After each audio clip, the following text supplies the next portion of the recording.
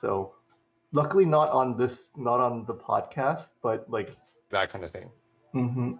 I'm just excited about Street Fighter 6, so I want to do this. I'm actually not going to edit much out this time. I'm just going to do it pretty much raw. I'm going to use a bot to edit out silences, and that's about it. So Okay. Don't say anything that gets me banned. Sure. And I'll remind I'll tell Missing Person and Matt when they come in as well. Right. Okay. Pouting Chun-Li face. So awesome. Well, I just noticed, I mean, aside from the things that everyone's pointing out, like how Street Fighter 6 is just throwing everything people liked about previous games in there, or most, I'll say most everything that people liked about previous fighting games, like, or previous Street Fighter games, like parries from 3, the ability to parry projectiles from 3, even though that sounds a bit toned down from what Justin was saying. Yeah. Focus attacks, which is basically now they call it drive, I suppose, from 4, and then punish counters, which I think Justin Wong was saying is like crush counter from 5. So Except it's any normal and it's a punish. It's just a punish. It's on recovery that happens. Yeah. Let's try getting crit. and I think people, including Justin, are saying that parrying now puts you in a stance. Like you have to kind of go into a stance to just, which kind of makes parries a bit easier. So from what I can gather, well, we'll talk about it when we start. Well, actually, I'll mention it quickly now, but we'll mention it again later. But from what I can gather, it's basically just a better block, Right. and it avoids mix-ups. It avoids ambiguous cross-ups. I'm thinking there might be a thing you can do with an option select, like hold back and then parry. That'd be pretty sick. So like hold back, parry, and if you like when you know they're gonna press a button, right? So you're either gonna get a perfect parry, or you're gonna block, or you're just gonna get like a regular parry, and you'll be fine. Right.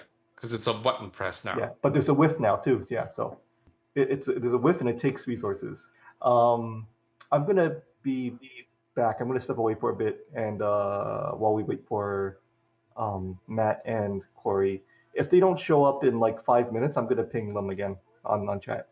All right, I'm back. I don't know if you guys are still listening. You can just type in the chat if you are, in the podcast planning chat if you are, so I know you're still there. Yeah, sure.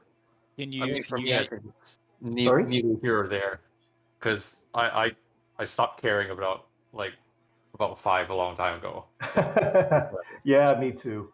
Can you guys hear me okay? Yep, you're Okay. good. I'm just gonna.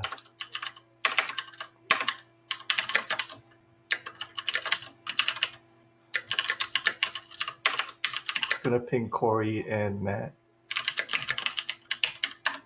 Hippo, you're in the you're looking at the podcast planning chat as well, right? Podcast planning chat.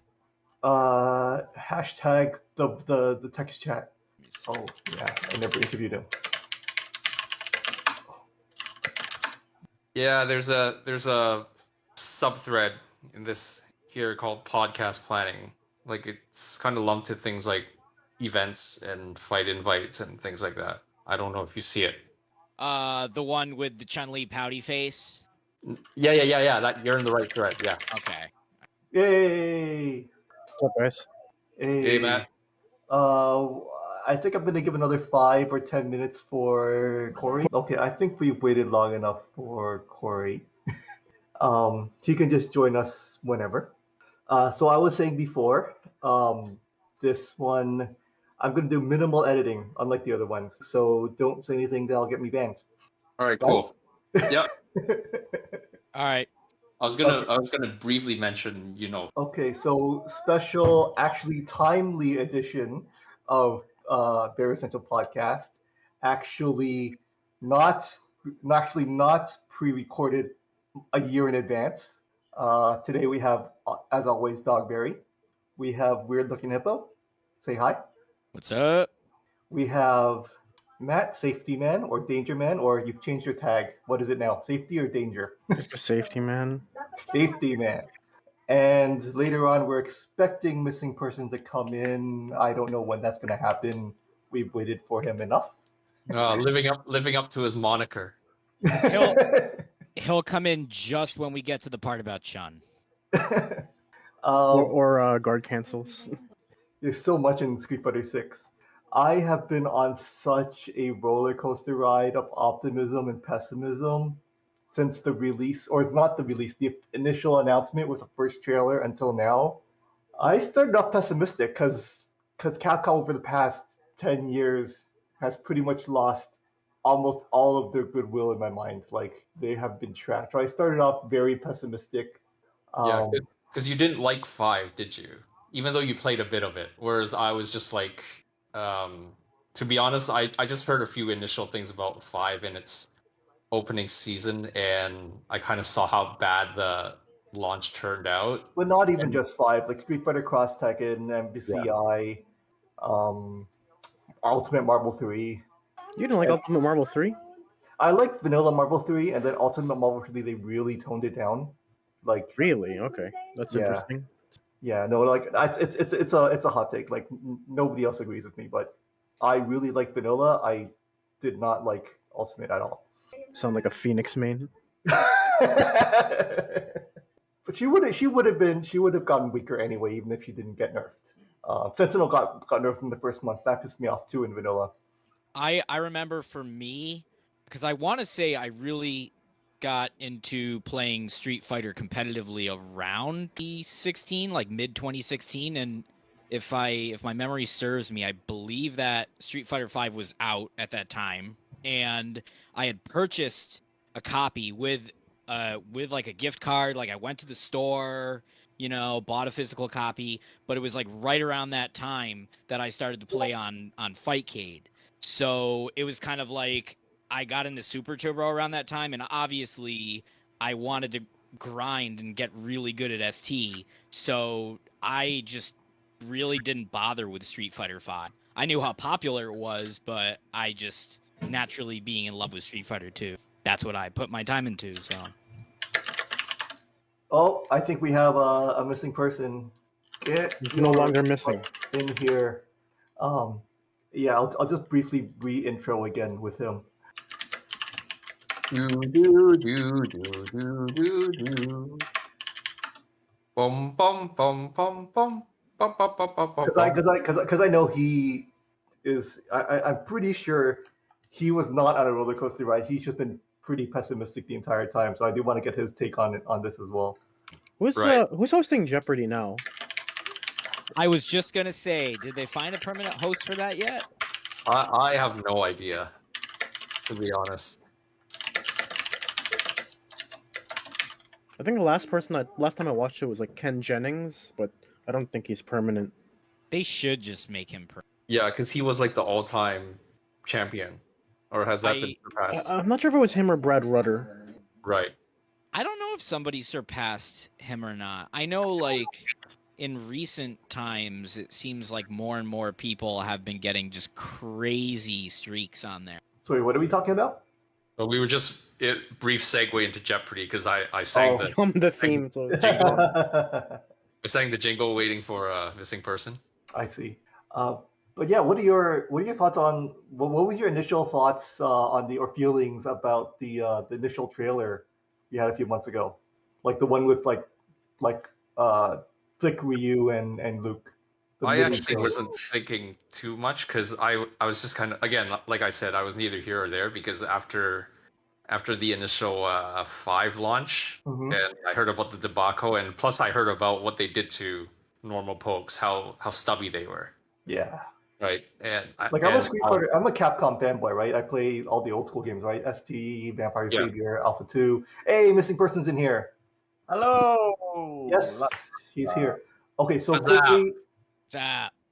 quickly, I'm just going to mention one more time. This time it's going to be different. I'm going to do very minimal editing. Okay. Basically, I'm just going to cut out silences. I'm going to do that with a tool. So don't say anything that'll get me banned. Corey? Okay. No. But I was just saying, I was on a huge roller coaster ride. So for like the third time I'm saying this, but such a huge roller coaster ride emotionally, optimism and pessimism, since the initial trailer that we had with Thick Ryu and Luke up until now. Your initial thoughts of that first trailer. The first trailer, like the Luke, Ryu, and Yeah, Luke Jamie and and Ryu. Chun one. Was there Jamie? Oh and wait, Chun? the I very think the first first trailer. one. The absolute first one. Yeah. I thought that was shit. Oh, the I'm not one. even gonna lie. Yeah, we're talking about the one with just the logo, right? Yeah. Yeah, with the the clipboard logo. Discord notification logo. Yeah, Yeah. that one was just awful. That was just like, I understand they were just trying to make sure that people knew it was coming, but it was so half baked that there was like no point in even releasing that. Everyone knew that it was coming. Like Capcom had already motioned that 2022 was the last year for Street Fighter V. So it's obvious that 2023 they're going to release Street Fighter 6. So why do you need to make a half-baked trailer to announce something we already know? Because With a what seemed to be like a ripped-off logo from something from like Upwork.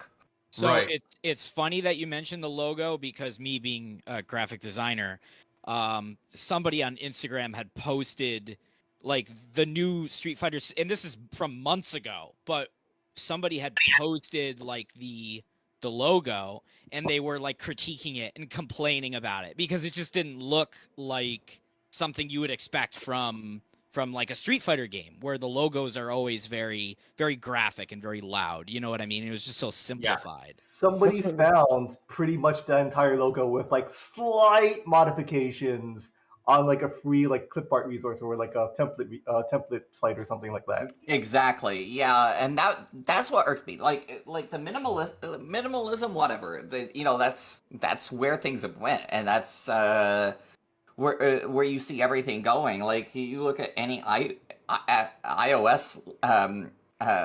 icon, and you look at anything on like even Android now. It's all the same thing. So seeing that wasn't as shocking as it was finding out. Oh, this was like ripped off from a stock logo thing, and oh yeah, this looks like a Discord server with notifications. It was just, it felt just like they felt like an afterthought to me.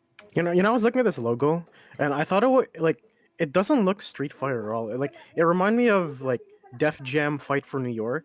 Like this almost looks like I don't want to say like actual street fight, like kind of thug street fight, but like it's not like the Street Fighter Yeah. 2 where it's all like graffitied and stuff. This is just like the hexagon almost looks like one of those MMA rings, or this is I think that was almost felt like an MMA game than an actual Street I Fighter. think that was kind of what they were going for. I mean, there's still the hexagon in the new logo. Yeah, but at least when they showed the game, at least some of when they transitioned to the second trailer, like, okay, then this is kind of Street Fighter still. They're still jumping 2 to 3 times their body height and stuff. It's still Street Fighter. Well, like in looking at this logo right now, I will say, I mean, it just kind of what Missing Person was saying. Like, it feels so stock, so expected. I mean, multiple times I've tried to replicate the original Street Fighter 2 logo or find like a typeface, like a font that is identical. There is none. It doesn't exist. Like, it was hand drawn. Even like when you look at, like the Street Fighter 4 logo, I mean, that typeface, that treatment is something that was crafted. And this just kind of feels sort of like it was created in 5 minutes, Yeah, that was the thing, is like every logo that Capcom has put into Street Fighter has always felt like a love letter to the product, right? Like they put a lot of attention to detail into it. Even like Street Fighter 3, it was probably the most basic of the logos. But it still had the character that they wanted to convey. Then Yeah, look at the preview that I just sent in the chat. But like what Missing Person was saying, like even with 3, like if you think about all the incarnations of the 3 games, like you had NG, which were kind of characterized by that big 3, and it was like new generation, and then you almost didn't see Street Fighter if it was ever there. So that was kind of like their way of saying, hey, this is not Street Fighter 2. And of course it wasn't Street Fighter 2. And then you go, I think Second Impact was kind of like a bit of slightly spiced up 3 logo. And then with Third Strike, you got this big lettering with like Third Strike, and you almost didn't see Street Fighter 3. But again, it's the same idea. I'm not gonna lie. It almost looks like if you look for the logos for Street Fighter New Generation to Second Impact and then to Third Strike, the word Street Fighter seems to get more insignificant. Yeah, So like and I Street think that's Fighter, what they're yeah. going for. So Street Fighter New Which- Generation, it's like which is Street fine. Fighter in the middle, and then Yeah. Street Fighter, and then Second Impact in large letters, and then the Third Strike. Third Strike is actually larger font than the Street Fighter. Yeah, Like, exactly. It's like more like this is Third Strike, Exactly. not Street Fighter. I don't know. It's a way of looking at it. Yeah, but I think that's what they were going for, which is fine. Like as long as it's something with intent. And again, with the Street Fighter 4 logo, like even though that's kind of it's recognizable and someone's like, "Oh, that's Street Fighter 4." Like you take a really close look, it's like a wilder font version of Street Fighter 2. It's the very same it's like the very same basic concept. And I'm pretty sure if you ask someone like Hippo, he'll probably say that that's not a coincidence at all. And I think it was purposely designed that way to be like, hey, we're kind of hinting at going back to the roots, going back to Street Fighter 2. Whereas like this thing I'm seeing on my screen, Street Fighter 6, like that says nothing. It's like a placeholder. It's like, oh, we don't know how this should look yet, so here you go.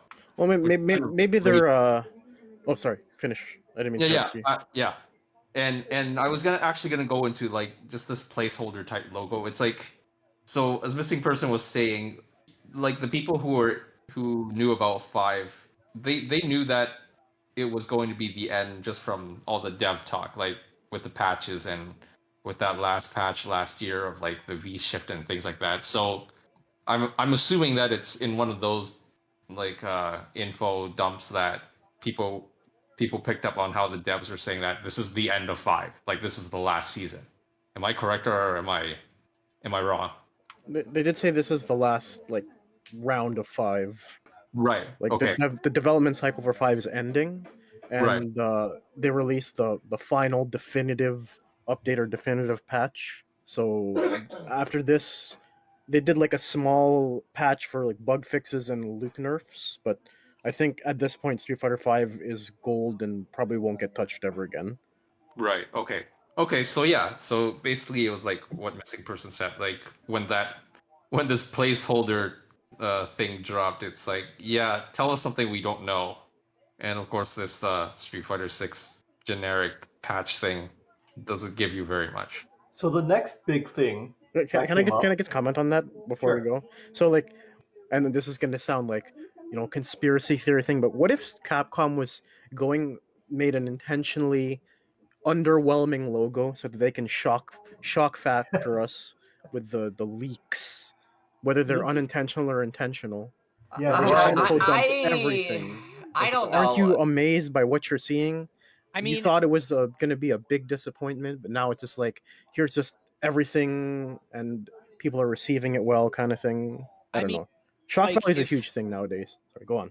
Well, like if you and I don't know why I'm thinking of this randomly. Like, yeah, I do play Boxer, but if any of you guys have ever seen, obviously Rocky 4, the original trailer for that movie, or like, well, maybe not even the trailer, but like there's like a 15-second like brief, I guess it's like a short trailer where it's just the two boxing gloves like coming together and then they explode and then it says, Rocky 4 this summer.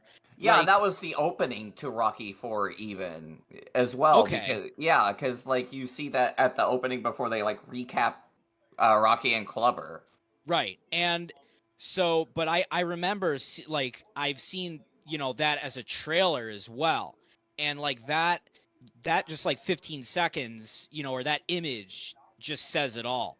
So, and not to get too ahead, but knowing now what we know about Street Fighter 6, the fact that they've taken kind of this new direction where it is very like street and everything kind of has like that crafted feel, why they thought, well, let's just release this like stock logo, people will get it eventually. Like that just doesn't, to me, that would seem weird, because they could release like an amazing looking logo and people would get hype. Look what they did, and people obviously were sort of, Well, like it might be. lower our so basically lower our expectations to shatter them later. Or just might be a quick dirty way to gauge where certain people, where the fan base is at in general. Like release something that doesn't really say much or doesn't really give you much to go on, but see how people react to it. And then of course you get all these opinions on Reddit or whatever saying like, man, this logo was fucking shit. Right? Yeah. So I mean, I think from that they can kind of gauge where 5, like how people have taken 5 overall. Like how many people actually give a shit after 5? I mean, You know what I mean? like Yeah. everybody knew though that obviously there was going to be a Street Fighter 6. I remember even like 2 years ago saying like, oh, the minute that 6 drops, like people are gonna leave 5. Like it's inevitable. Like it's gonna happen. Yeah, but that's And so funny, Hippo, because so many people said the same thing about 4. Now, granted, I feel like we're in a different spectrum here from the jump from 4 to 5 and the jump from 5 to 6. So many people were like, I still remember like people saying, yeah, I'll never touch 4 again. I hate this game. I'll never touch 4 again after 5 releases, and I still remember being on a commentary for the last arcade stream event with Street Fighter 4, and everyone was like, "Good riddance for blah blah blah blah." And I literally looked over to my co-commentator. I was like, "One day you're gonna miss this game," and very quickly did that start happening where the sentiment turned, and it was like, "I missed 4. Why did we even have this game?" But I feel like because 5 is such a divisive game, because there was such a visceral reaction to 5, you'll see a lot more people abandon 5 and never look back and play 6 than you have with older games, because with 3, ST people still played ST. With 4, Third Strike people still played Third Strike. Like I remember being like 3, I think maybe 3 years in, and then like one of the SoCal Third Strike players, Rennick, was finally learning 3 or 4. So it took a long time for people to like adopt 4 from 3. But the thing was like more people went back to 4 from 5 than 4 players going to 5 and staying there. And But I think also the initial reaction to 4 was much more hype, but it was much more polished. Then from 4 to 5.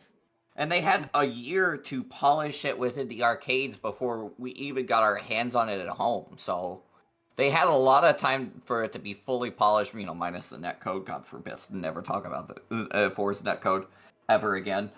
But no, I feel like they had a lot more time to like polish this and make it a complete product, and they literally just churned out 5 for the esports. And they literally were just selling it on the esports, and you could just tell from the presentation, like the UI was geared towards the esports.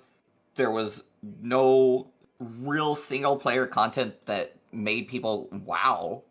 Before, at least 4 maybe not as much either, but like it was at least there. Like you at least had arcade mode from the jump. But Well, man, in 5, oh yeah, I mean 4 had the arcade mode, so it had like rival battles, had story. 5 literally had just nothing and survival. that was it, and that's where they dropped the ball sincerely. Along with a laundry list of other problems too, like 8 frames of lag, like no single player content. The networking wasn't the best either, and even just like just to relay my own experience, like I found out there was going to be a PS4 beta. I didn't have a PS4 at the time, and I was in Korea, and Arcade Stream did. So I literally went in on like a Tuesday night at Cross Soul to go play the 5 beta. And I think it was Ken and Claw, and I forgot who else was in the beta at that time. It's probably like Ryu and Lore or something. Nope, no Ryu, no Laura. Maybe Really? Nikali. I want to say maybe Nikali and Bison. But anyway, I played it. I think I tried out every character that was available, and of course I knew Claw and Kin from the old games and Dictator as well, and it just felt off, and it took me until I was about to leave, and Drake Thing, the dude that ran arcade stream, he's like, he asked me how was I was, and I finally placed my finger. I was like, it just feels so stripped down. Right. Like the combo system feels weird. It just feels so short, especially coming from 4. Like even playing Chun, like she doesn't have the longest combos in like 4, but you expect something. You expect some depth there, and there wasn't, and Street that Fighter just felt 6 weird. has short combos, and I actually prefer games with short combos. Yeah, but like the reward for doing those combos just didn't feel there in 5. Right. And I think that then I just wanted to go back to my point about why I thought they released that super stock logo, because I think Capcom knew all the things they got wrong from the launch of 5, like Matt pointed out, like Safety Man pointed out, and Missing Person pointed out. And so I think they knew how, in the back of their minds, how badly that burned them. Like, yeah, you're gonna have the casuals saying, "Oh, it got better later on." Like I But like you've already, like it got better later on, but you've already lost the goodwill. Like I didn't go back to 5. exactly. So I think partly releasing that stock logo was just to gauge how many people had kind of like didn't care, or just like, this logo is shit, or I don't care. Like 5 is shit. 5 was shit anyway. Like they kind of did that to see how many, like what kind of what sorts of opinions they had, Yeah. like about 5 going to 6, especially after the launch, or how 5 launched, I should say. Yeah. Yeah, that is true. There was something I was about to say about 5's launch as well that I cannot for the Well, life anyway, of me let's not remember. dwell on 5. Yeah. Okay. And I hate we still are keeping on 5 a little bit for the next step in the timeline. So, I mean, I was huge Capcom fanboy. I liked 4. I didn't stick with 4 all the way. Marvel, Street Fighter Cross Tekken, um, 5, and then, Huge Capcom fanboy. well, except for all the other games. up until Street Fighter 4, right? I mean, I like TBC. TBC was amazing. It was not only on the Wii.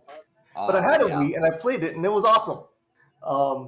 But the next thing in the timeline, that's sort of, well, the little esports contract or whatever that they did, like the license thing that they pulled, where it's like people couldn't shout in tournaments and all these like weird things, like the Oh, the community license? the community license, the pot bonuses had to be whatever, the pot bonuses had to be set beforehand, or not the pot bonuses, the prizes. Yeah, the community license. That was a big pessimism. Like, oh man, Capcom's gonna screw this up again. They're going this direction. I mean, do I really want to go on a 20-minute diatribe right now? No, but what did Okay, give me that enough gave me a clue about how bad the terms were for grassroots type people, I presume. yeah, but what did give me a spark of optimism, just a spark at this point, was like a Maximilian video saying like the reason why they're doing this is because they're expecting Street Fighter 6 to blow up. Like they've done so much work on Street Fighter 6, they're expecting it to blow up and actually be good. So like, Well, are they? So yes, I'm like that's true. Like, are they really that? Like, why are they really that confident? I had nothing to go on except for Max's like little thought, but I'm like, maybe this won't be so bad if for whatever reason they're that confident. Although they did fuck up the terms. Well, and here's the thing. So, and yeah, the community thing. God, I could rage about that forever. But the thing about it is like with this cheap logo and everything else, and then the Street Fighter 6, whatever, the community thing, whatever. But like one thing that I feel like Capcom knew is that they were about to release a gold mine, and I think they are. I don't know if I'm going to play it.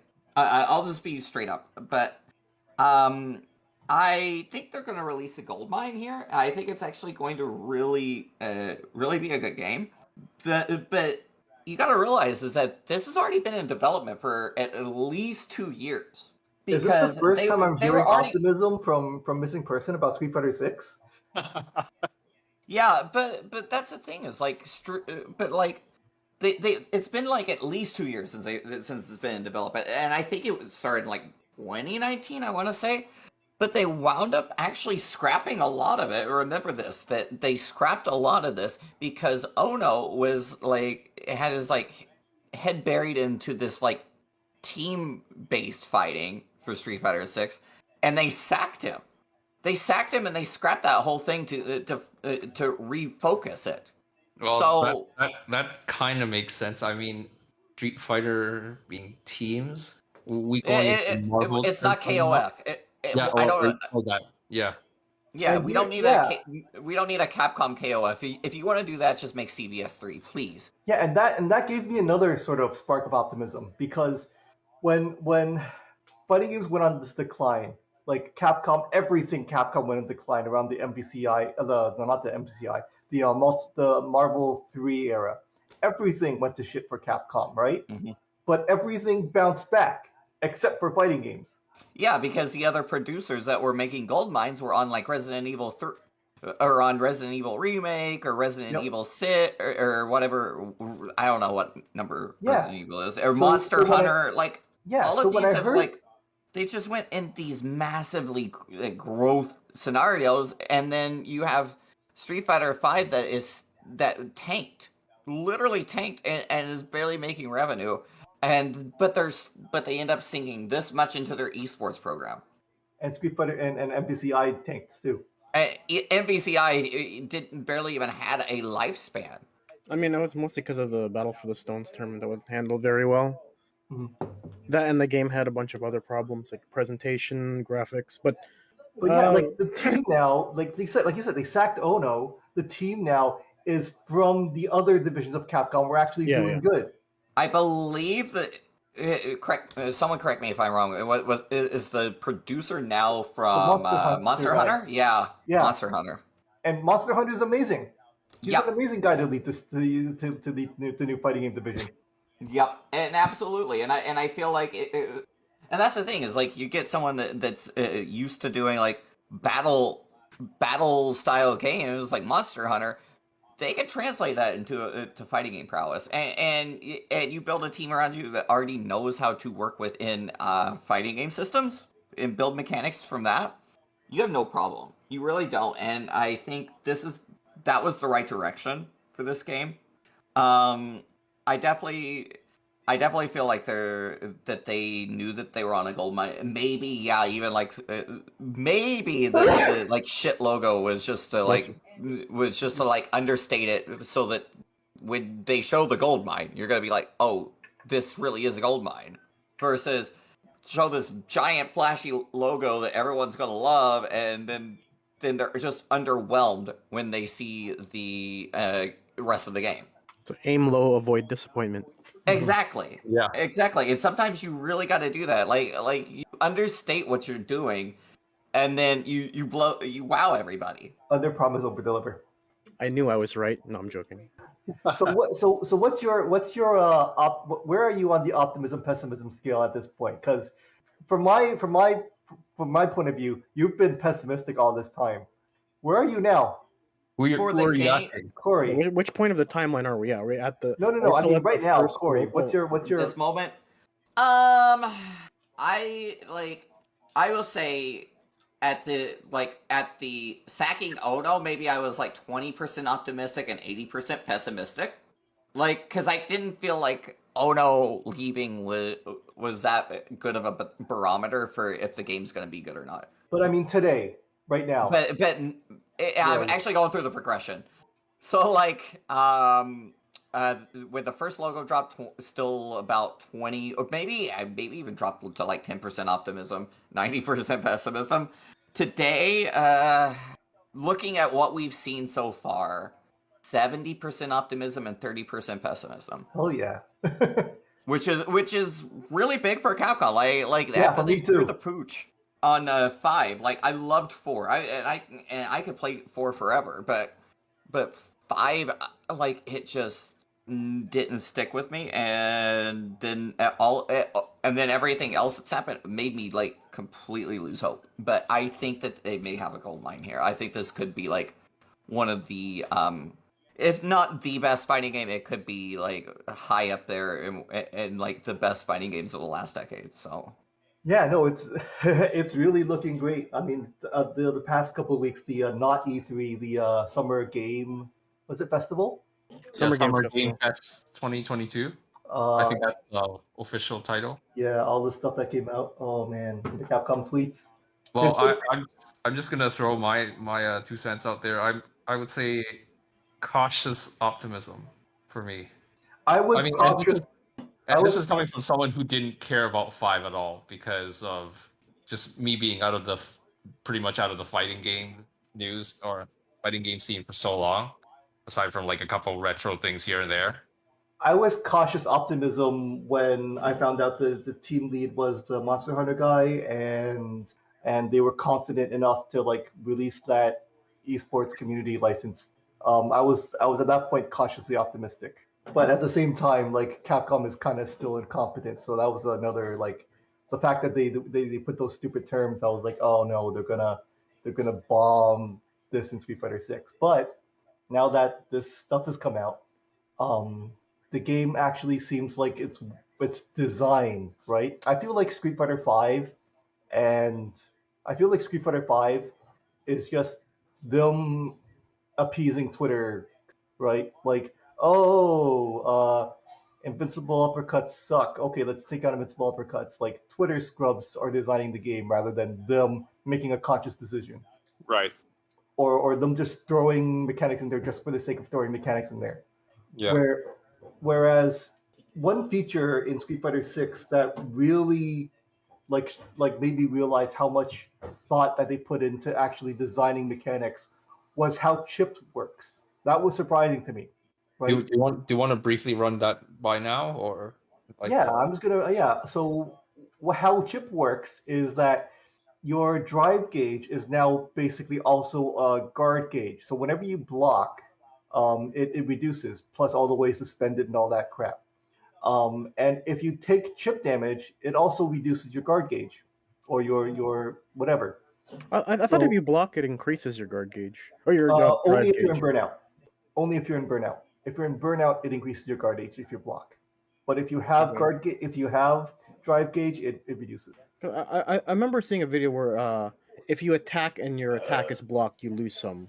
But if you guard someone's attack, you gain some drive If you gauge. parry somebody's attack, you gain some. Okay. Might be an older video then. Maybe I'm wrong. But I know for sure when you're in burnout state, you do regain it a little bit faster when you block. But how much can you block when you get in the corner? You can basically get free dizzy. Um, but so when you run out of so you can't chip kill unless the other guy's out of drive gauge. They call it Once burnout. once they're in burnout, once they're out of drive gauge, then you can chip kill.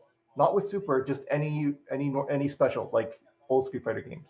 right. So I was like, yeah, no, this is really like this is actually thought out. Like all of the Capcom mechanics they've had over the past 10 years, right? Like also Street Fighter 2. You're just throwing in text in a game that's not designed for it. it Right? doesn't feel like a copy paste job, is what's Right? what. Yeah. Yeah. Or like Like throwing in, it, and it also does kind of placate to like both sides of the fence, right? Because you have the stalwarts, so like people like us who have been around for forever that just got used to chip kills, and it's just like that's part of the game, man. And then you have the new school of people that scrub quoted and been like, chip kills are stupid. Um, and thus they took it out in 5, except for Super. And that made sense in some ways, but it was still annoying. It was like I should still be able to kill you at some point. Why should this yeah. take so damn long? And I think this is really well designed and really well thought out because it's hard enough to like it's just hard enough to chip kill because of the drive gauge that it'll probably satisfy the no chip kill people. And yet, when you're low on life, you still have to play differently. It almost feels as rewarding as like a guard crush in like like like Alpha 3 or like CVS, right? So like it definitely like pushes you to like be more aggressive, but it doesn't like take away defensive measures. It just makes it so that you still have to eventually attack. The point that makes this amazing for me is that the fact that like chip kills, like classic chip kills, when one or both players are at low health, you suddenly have to play the game differently. It's not like, JoJo's. That's a game that I play a lot where you can't chip kill. Where it's like you get to the end of the round and you just play exactly the same way as you normally do because why not? Yeah. But suddenly, We're talking about in chip 5? kills, or with, Oh, he's talking to JoJo's. Oh, and JoJo's. Okay, my bad. yeah, but like I'm assuming it's the same for Street Fighter 5. I don't want to say Street Fighter 5 because I haven't played enough of it, but I'm assuming it's the same thing. But when you get to the end of the round of Street Fighter 5, based There's on definitely things that you don't want to be doing at the end of a game that you might get away with in early game for sure. But it feels more limited. Like at most you're gonna be like, oh, don't delay tech, or don't go for the throw, or maybe go for the throw. But it's just like. But it's not like fundamentally different when you get close to the end of the round. Or Like don't ST, do like high risk when- attempts to mix up. Yeah, when at least one player is within like 3 chips of death, the game is significantly different. Exactly. Like fundamentally different. Definitely. I mean, you can say that for pretty much every game. Yeah. It's funny because in 5, at least from what I see, if someone's on like say 0 health and they like need 1 hit left, it's very funny. The person that's winning will just go up to the opponent and start mashing light kick or start mashing like a jab. It But looks you yeah. don't really need, funny. but like but that's just emotional. If you think about it logically, there's no reason, even whether you're on the winning or losing side, to play any differently than you did the rest of the game. I mean, I guess you can play a little bit safer. You don't have to take a huge risk. It's like because it's like a 4 But that's the thing. frame That's the thing. short. That's what I'm saying. You That's have all to you take need. you have to take some sort of risk, or you have to be more on point with your defense, or like your avoidance, right, of chip damage, much more on point than if that doesn't exist. And I really feel like like in 5, like if there's any major honest to change how you're playing at the end of a round, that's more on the person that's ahead than the person that's behind, way more than any other fighting game I've ever seen, because you're literally trying to avoid those V trigger comebacks that end up as a highlight reel on Twitter. Like, Well, that's been a thing kind of like since. I mean, you get a bit of that in 4 because of the ultra combo.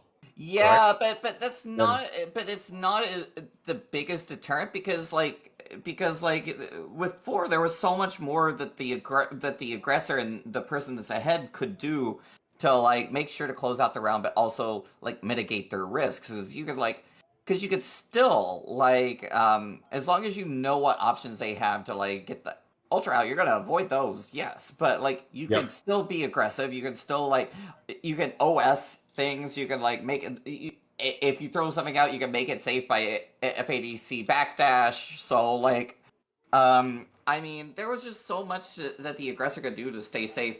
Plus, you still had chip kills, so like you were trying to set up like zero-sum games where you were going to win no matter what they did. Yeah. Okay. So basically, you're saying that 4 kind of gave you options to still Yes. attack and go for that chip kill, but 5 much less so. Yes, and you also had to realize that 99 times out of 100, if you're getting a chip kill in 5, you're also trying to make sure that their V trigger is exhausted or activated. Right. Because but- otherwise you're like otherwise you're opening yourself up Yeah. to like a V reversal, and then they're out of the corner or something. Right. Because like you were saying, like or because I should say, like we were saying, like before you had games like 4 where you had the ultra meter where you had to once that thing was lit up, you kind of had to avoid all the FADC into Ultra type stuff. And in CVS too, say when you're playing against the K group player and you had that K bar was lit up, like all of a sudden it becomes like very kind of unrewarding to try to push the offense in case you get counter hit or you smack by something into a super, which Well, not even just K group, but like you didn't want to end up on the receiving end of someone with a full A group bar either. Oh yeah, totally. But basically, like in games like CVS 2 and 4, those things, like the massive comeback factor, like they've already existed, except in CVS 2 you had a different like 4, like you were saying all those things that you could do to stay on the offense and get your chip kill, whereas in say something like CVS 2, depending on the matchup, you might just try to get him to, like say against K, like the most obvious thing, the simplest thing is to just run away from K for as long as you can and try to get him to burn that super and then go back to fighting or something like that, you know? And that was the thing, is it was far more character dependent what you wanted to do, right? Oh yeah, for sure. But like in 5, the general rule of thumb is like don't do anything risky unless you have like a hard read. To finish off, or to finish off, okay. to finish off, really, because at that point, like if you're in like a 0% health with any character in 5, it's like, well, I'm about to die anyways, so it's time to play risky. It's time to just like find a activation into V trigger and then just go ham. I don't know. I see it a bit differently because I find that games like Street Fighter 2, Street Fighter, maybe a little bit less Street Fighter 3, Street Fighter 2 and 4, where you can play a safe Ryu, and say you have like an 80% to 20% life lead. You can just sit back, zone, and not approach the enemy at all, because other than the Ultra, which might not always counter your current zoning or keep away play, in 5 there's always V trigger. So instead of giving your opponent like let them hang themselves, it's like I can't do that, because if I try to let them hang themselves, that gives them a chance to activate V trigger and potentially get a comeback. So I find it kind of less there's less incentive to just let them hang themselves and more play kind of a safe boxed play where you don't want to give them too much breathing room, but at the same time you want to make sure that you close the round out. Yeah, but I've seen V trigger is so polarizing, I guess. Yeah, I've just seen so many instances where 4 rounds have like ended with like these like OS setups to make sure that you guarantee the kill. But at the same time, yeah, like Ryu, like 90% of the time he's still going to be aggressive. It's just going to be from a different range than he might have been if it was like, you know, like 30% health. But he's still going to be aggressive. For the most part, he's gonna try and make sure that you like hung yourself for the chip kill. It's unless you're like a Ryu looking at a Chun with a stocked Ultra 1.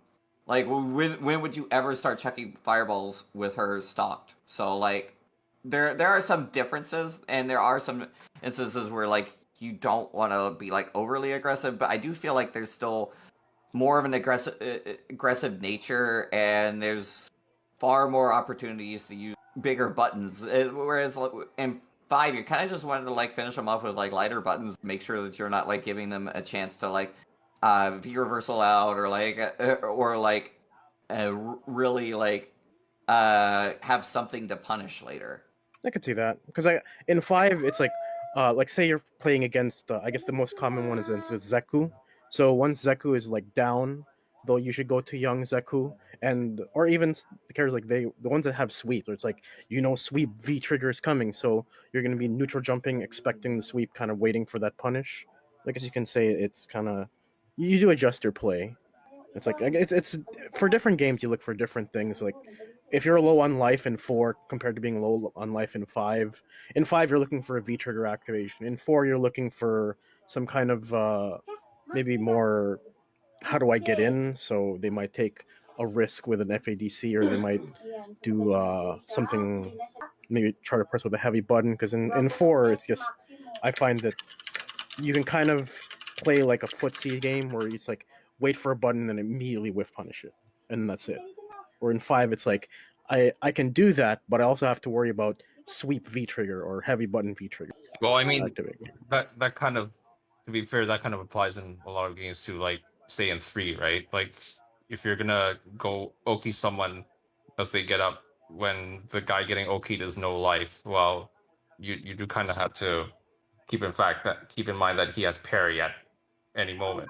So Yeah, that's why I mentioned a little bit Yeah. less 3, because in 3 parries are you can get them out anytime you're in neutral, like Yeah. like literally anytime. So there's always that factor. And Yeah, I and guess then also there's that always play the player tendency. and then 4 has invincible backdashes. It has like OS back, like the crouch teching to get out of your throw setups, like stuff like that. Yeah. Thinking about parries, that's one of those things that made me kind of pessimistic because one of the first things they announced, like for the in the in these past couple of weeks, right? This constant like news barrage these past couple of weeks. The first thing they did was like, here's the new drive gauge, and there wasn't any explanation. There wasn't any videos yet. It's just this is how it worked. It was just text. And parry was one of the things that made me pessimistic because I've always said that fireball games are too weak nowadays. And Third Strike parries just negates fireball games completely, pretty much, except for like really low level or really high level play. And footsies, which you can't use fireballs as zoning anymore. So that was one of the things I was pessimistic about until the rest of the stuff made me optimistic again. But parries, yeah, they work differently, and I'm really interested in a parry because it's a button parry. It's not a direction. Well, I was watching the Justin Wong breakdown, or one of them, and he said that basically from what he saw about parries, like you're still not going to be able to play like full screen again, like still not in 6. So yeah, if you're an SF2 guy, so sorry, no old Saget bullshit. But they So basically, Weren't they metered though? Like I may have missed something, but weren't they metered? Okay, so in Street Fighter 6 parry, so I guess according to one of the threads I read, parry has 1 frame startup, and then you can tap it and it's active for 13 frames. It also has 27 frames of recovery if you do the hold version. And then when you do your parry, your drive gauge begins depleting. And I think it takes holding parry for 3 seconds to lose one of the drive stocks. And if you successfully parry something, you get some drive back. So it's not like I think the best way to look at it is Alex parrying in Street Fighter V, the V trigger. Yeah, so it's not like Third Strike. There is some recovery. It's not like Third Strike where you can just you can probably punish it. From what I saw, it has enough recovery so that if you want to bait it out, you would do light attacks, because I think if you parry a light, I think the attacker is still plus. And then I remember there was someone who blocked like a medium kick, and they parried it, went for a punish. I think it was in Maximilian's video, and then this tried to punish it with a level 1 super, and it just didn't even punish it. They were able to block. In fact, they didn't even block it. They just parried back and gained all that drive meter / guard meter back. Yeah, and just to touch on that, I think it was in the Guile trailer that I saw. I believe Guile actually got some like new target combos, and I want to say like that's part of negating the parry too, because if you think about Guile traditionally, he didn't have a lot of like target combos or multi hits. Mm-hmm. Like he had like from 4 he only had the low forward into overhead, and then I'm not sure what else he had if he got anything like that in extra in 5. So, but I think in the Guile trailer he had something like 2 low punches that comboed. It was like strong into strong or whatever button that was. So I think part of it is just like, yeah, they're parries, but we're gonna give tools to. Well, the thing about parrying is that you can hold it and then absorb the entirety of Chun-Li's Hyokusen. So like you don't have to press it individually every time. Right. And then there's the perfect parry, where I believe if you tap parry, and then if you absorb something within like the first 3 or so frames, it'll do that little slowdown, and then it's like I parried this, and then your opponent has so much hit stop that you can literally do whatever you want. See, I think so kind of like a reward. I think that brings up a really cool like little sort of option select that you can do, because you can, because it's a button activation and not like forward like um Street Fighter Three. 3, and it's also like it doesn't immediately go into a whiff animation like some other games. I think you can do something like hold back, and then as they're approaching you or when they're closing up, um, hold the parry at the last moment. So then if you fuck up, you're just blocking. If you do it late, you're fine because it's just gonna. It's either gonna. If you mistime it, it's either gonna be like a regular parry that you can hold, or whatever. And then like if you get it right, then you get the perfect parry. I feel like that's gonna be pretty powerful. Just hold back and then just parry at the last moment like a just defend. It also has risk because stopping parrying has 27, like it has a huge recovery. And like I remember seeing videos where you can bait out like, because generally in games that have a mechanically, the way I see it, it's almost like a counter, where I think in the beginning of games you're going to see people using this a lot as kind of like an anti-air, because it's one of those one frame activate, please hit me, and if you hit me at this time, I'm going to get a huge reward. And I guess the easiest way to use it is because when someone's jumping in on you, they'll usually come in with an attack. It's like, I know this attack's coming, so I'll hold up the parry, and then boom, you have your reward. And then I find out with characters like that, you're because parry loses to throws, Yeah. and so I find that at least for this, when the game gets released, the first thing we're going to see is a bunch of parrying as anti-airs, because it's just really fast, and then also a lot of empty jump shenanigans where it's, I'm going to jump in, look like I'm going to hit something, I'm going to bait your parry, and then once you're like in that recovery straight phase, I start hit you, you get counter hit, you lose meter. It's like it's a risk. It's definitely not like option selecty as in Third Strike, where if I'm jumping in, I'll just press forward and then my attack. So if you attack me, try to anti-air me, I'll parry and then option select the button comes out, kind of thing. Matt, can you check the chat, please? Yeah, and so basically, like as Matt was saying, it sounds like parries are starting to look less like parries and more like, say, geese counter in CVS2. Yeah, it's Again, more like of a the- utility. It's yeah, like the more of a recovery utility thing. than the core mechanic, How basically. does geese parry work? Well, it's basically you do the motion and then he starts it up, and then if he's in his grab animation and you hit him at the time, he'll grab you and then slam you to the ground. Also similar to like the counter super from like counter ultra from like Faye and Cammy in 4, and then there's also I want to say there's Yamazaki has something similar as well in KOF.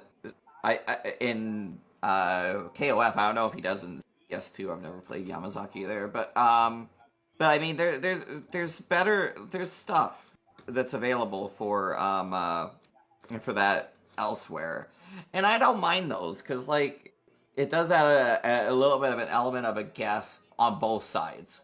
It's like, oh, is he actually gonna do that, or oh, he's coming in? Is he gonna jump? He's jumping in. Is he gonna like empty jump? So should I like do the high parry, or is he gonna like land and do a medium? Should I do the medium? You know, it adds more depth to doing Parries it. cover all directions and highs and lows, Covers highs and lows, yeah. and it covers ambiguous cross ups. So if you see them do a normal, and you don't know which side they're going to be, just parry. Yeah. Well, But yeah, it's that's pretty awesome.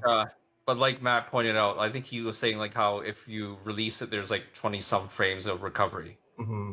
and that's the point, right? Like, Yeah. one of the biggest complaints about parry was that, say, in a game like Third Strike, like there's no recovery for whiffing a parry. Yep. So you can guess it, you can option select it into a block or exactly. The only thing you can't do is just like continue to mash forward to try and get the parry, anyways, because there's like a window between when you've attempted a parry and when you attempted So even another if you get a parry, you actually have to release it soon, or else.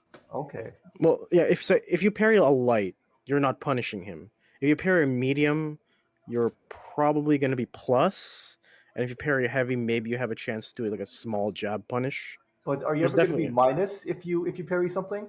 I think if you parry a light. If you're like that doesn't. Well, for me, I don't know if I'm a big fan of that per se. Like, I feel like if you guessed correctly and parried anything, you should at least have even like a minute reward. Like, even if it was like +1 or even.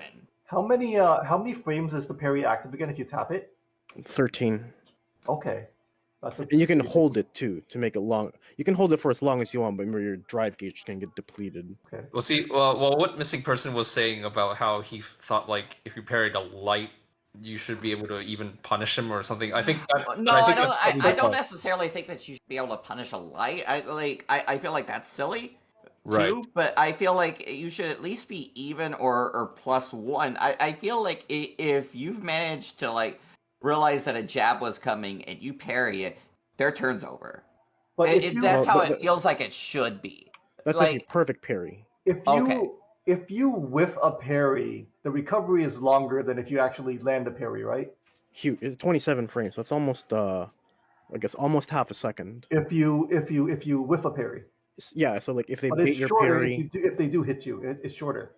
I want to say you still have that 27 frames, but it'll be masked because they're also recovering from their move as well, right? Yeah, and it sounds to me like the fact that right now, as we know, or from what we know, like if you parry a jab, the guy can still attack. I think that's just it's probably a disincentive for the parrier because it's like if you try to parry a jab, they can just keep that attack string going.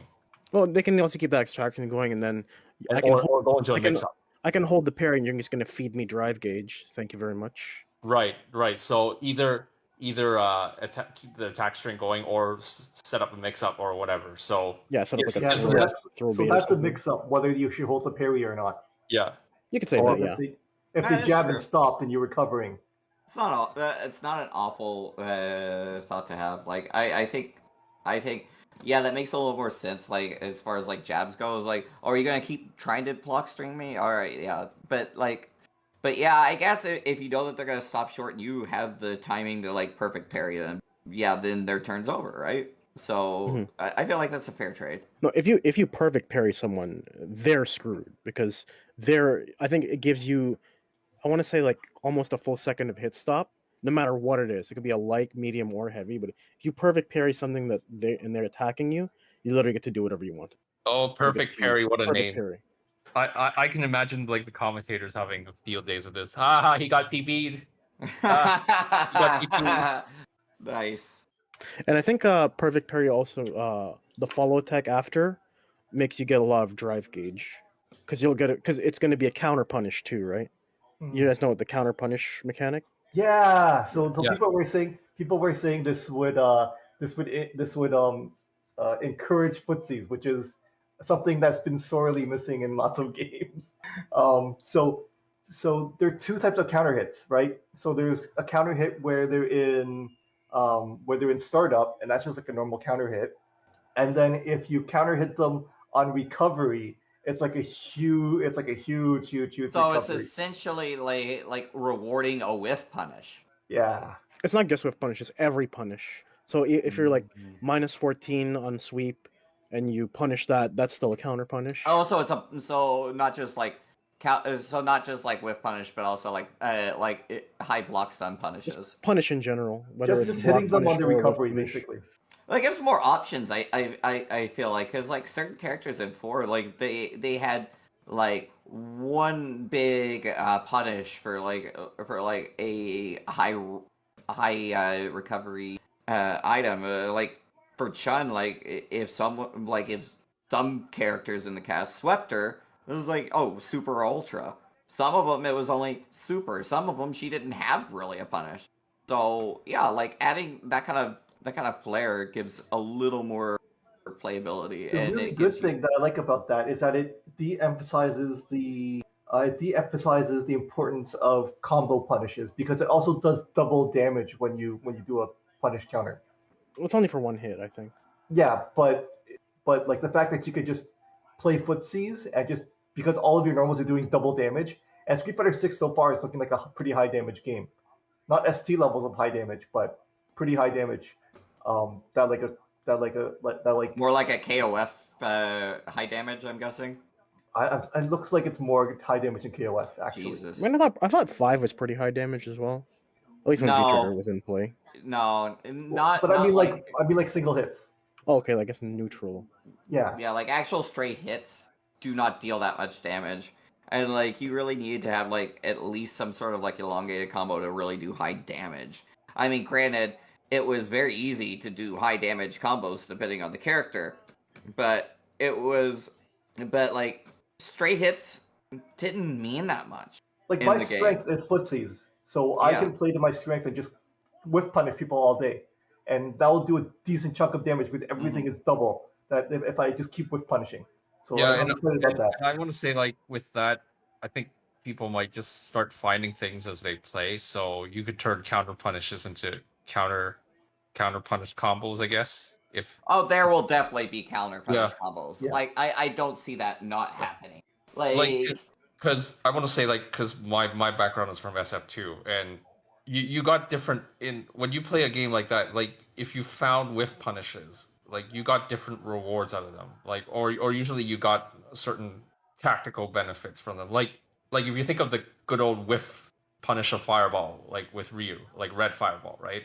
Oh, I whiff punished you. Now I get a knockdown and I get to put you in the corner or something like that. And same with the idea of the good old whiff punishing the Gaolo with Ryu Sweep. Like, you got tactical rewards out of that.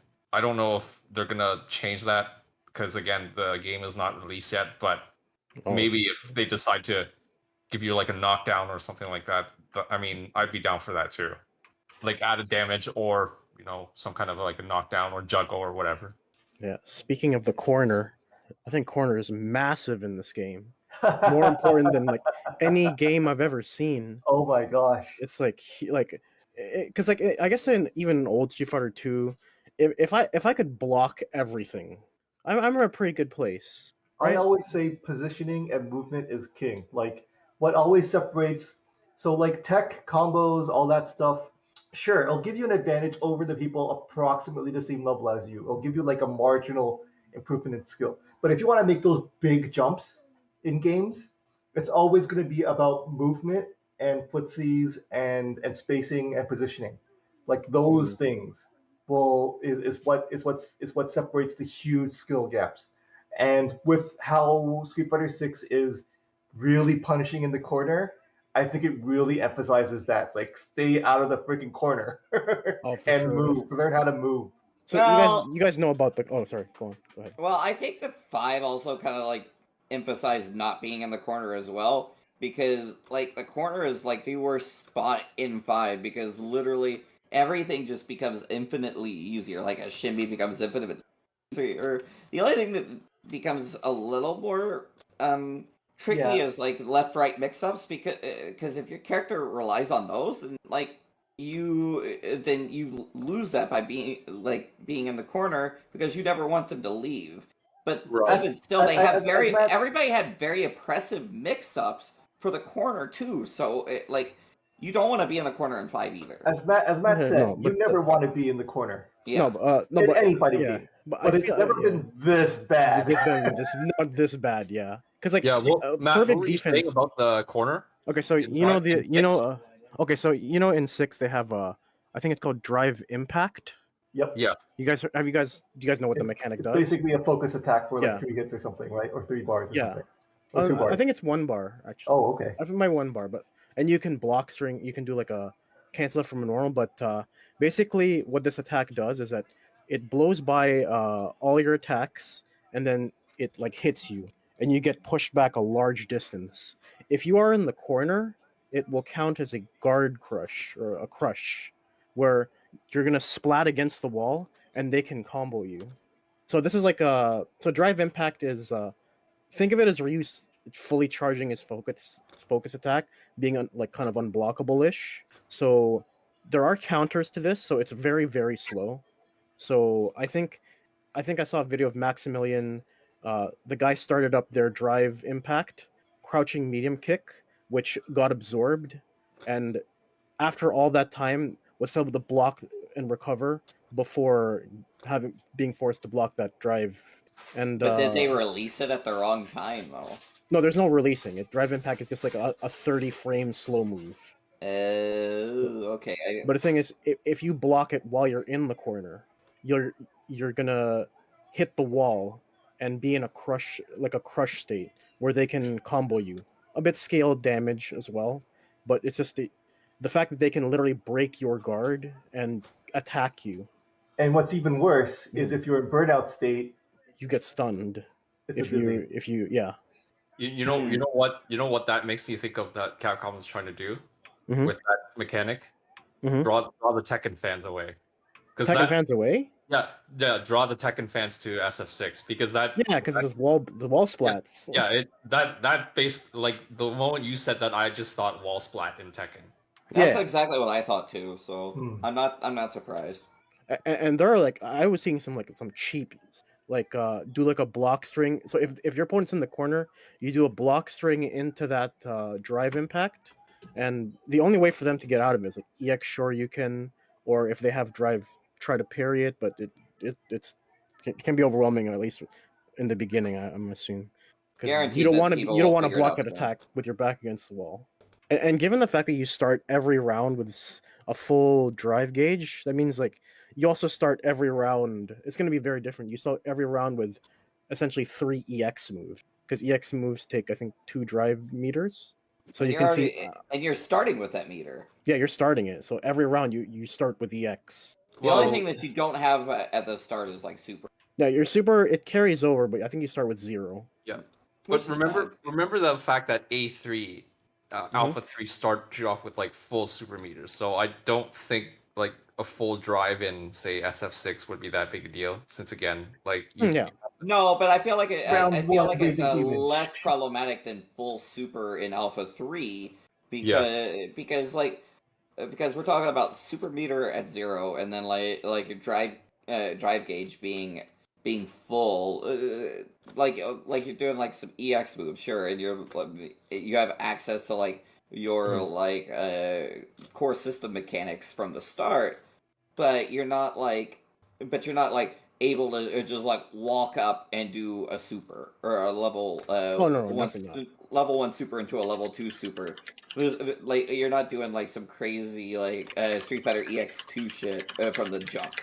Yeah, totally. Well, the thing is like the drive mechanics, like there's counters to every option, like whether it's parry, whether it's because I think the best way to counter drive impact is to just drive impact them back, because then you'll just you'll absorb their hit and then just do the same thing to them. And I think if you absorb a hit while in the drive impact, you cause them to crumple, and you can do whatever. It's like a fully charged focus attack where you get to do whatever you want after.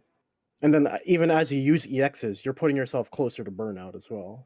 You also have to, it's huge, a lot of meter management. Yeah, there's so much focus on that drive gauge. I don't know how it's gonna play out. Wasn't there another game like that that was like really huge on the meter? KOF 13 for sure with its drive gauge and its hyperdrive. Yeah, I feel like there was like some sort of indie or smaller anime game that was like that. I'm not sure. Punch Planet, because it had the time gauge as well. Oh yeah, I know Uniclear, whatever that game is Oh, called. Vorpal. Was that timer? Well. Oh yeah, that Vorpal. Yeah, Vorpal, but Vorpal was very very different than what we're talking about here. I feel like the closest thing might be the time gauge in Punch Planet. Because you do start out with it full in Punch Planet, and then you do have to like build it back up over time. So yeah. How was Grand Blue Versus? Did that have some weird meter thing? Not really, except for like the cooldown on specials if you use the shortcuts. I'm so hyped about just how much love is being shown on Street Fighter 6, just in general. Like not even like balancing or game mechanics. I mean, looks for sure. The presentation is the face expressions, Chun-Li's pouty face. I think it's the whole theme. Go on, sorry, I interrupted someone. No, you're fine. No, but I was just gonna add to that a video that I had seen from Maximilian. He was talking about like in older games, right? Like CVS2, where the announcer is like very animated, and then the characters come out and like they bump fists and like that type of just how everything is so lively, and those are the things that like made you really fall in love with Capcom games. And he was talking about how bringing that into 6 is going to definitely like it's going to bring Capcom back, and it's going to separate them apart from just the old games, characters like Ken and Ryu in Third Strike, they do a fist bump. They only do that with each other. Yeah. There's a bunch of those cute character intro. And like Street Fighter Marvel 3, well. you had like custom lines when certain characters are matched against each other. Capcom hasn't done that in forever, right? Those like just so much love like that Capcom hasn't put into their fighting games. The Hugo Alex intro in Hogan. And that was one thing that I really that's one thing that I really liked that was nifty about KOF 15 is that it had like character specific intros just specifically like Chris when he meets anyone on the Orochi team will just scream out their name. So it's like really it's those little touches that it turned into a love letter for the. Yeah, If you know what? could choose your taunts, like equip yourself with like 3 taunts or something. You can choose your taunts in Street Fighter 4. That doesn't really mean much. The taunts are. Oh, taunts better not be cancelable. I hated that in Street Fighter 4. If you're gonna do a taunt, you better commit to it. You better, you better either give up. You better knock down and give up a mix-up after the knockdown, or it better be like super unsafe, right? Like that, like Street Fighter 4. That was bullshit. How can taunts be safe? How can you cancel out of taunts? Ridiculous. This is a game with invincible backdashes, dude. So there you go. I think just going back to the whole unique interactions before I wanted to mention Marvel 3 because I think it was like the coolest thing I've seen that Marvel 3 does. That when you tag someone, the character will say the person's name. Yeah. So like if or the uniqueness of Hulk just yelling out what they look like. Yeah, or Magneto fighting Wolverine. He says something like, "How foolish for a guy with like metal bones to fight me," or something. No. I think the coolest part was when an X-Men character tagged in another X-Men character. Like I think if Wolverine tagged Magneto, he'll say Eric, or if nice. If he'll say Aurora for Storm or Jean for Phoenix. Like I thought that was like the coolest thing I've ever seen. That little kind Magneto, of. Wolverine calling Magneto Eric. Eric's like, don't announce it. Eric calls him Logan, so it's back. But no, the one that always got me was Hulk tagging in Amaterasu and calling him Dog. Yeah, Dog. That was pretty good. Or you see like the American characters saying Amaterasu, like Amaterasu. It's like it sounds so wrong. Amaterasu. They could just say Amy, but they don't. They should just have one for Hishenko. It's like useless. But yeah, it was those like even again like games like CVS 2, which in my view had a lot of gameplay problems, but people still love them. Why? It's because all the the little touches. Like there were so many unique intros for all the matchups, and it was the same with like games like Alpha 2. I always thought it was kind of disappointing how, like in Street Fighter 2, and specifically like Super Turbo, how Dictator gets to he takes his cape off like before the round starts, and like how awesome that is. But like the rest of the characters don't get anything like that. But I remember like passing word along that when they were working on what was it? What's that like remake that they made? It was like Rebalance Super Turbo. HDR? No, not HDR. What's like the fan made one? Like Riz one was demoing it a lot. SF2 Mix? New Challenger or no. New Legacy? New Legacy. Yeah, New Legacy. Yeah.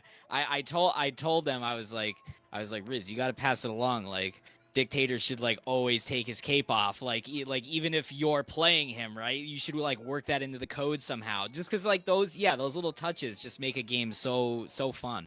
Add some character. Yeah, and like I said, Capcom, I feel like they haven't done that in so long. Well, to be fair, it's all like bad Chun-Li things. At least Chun-Li looks cute this time.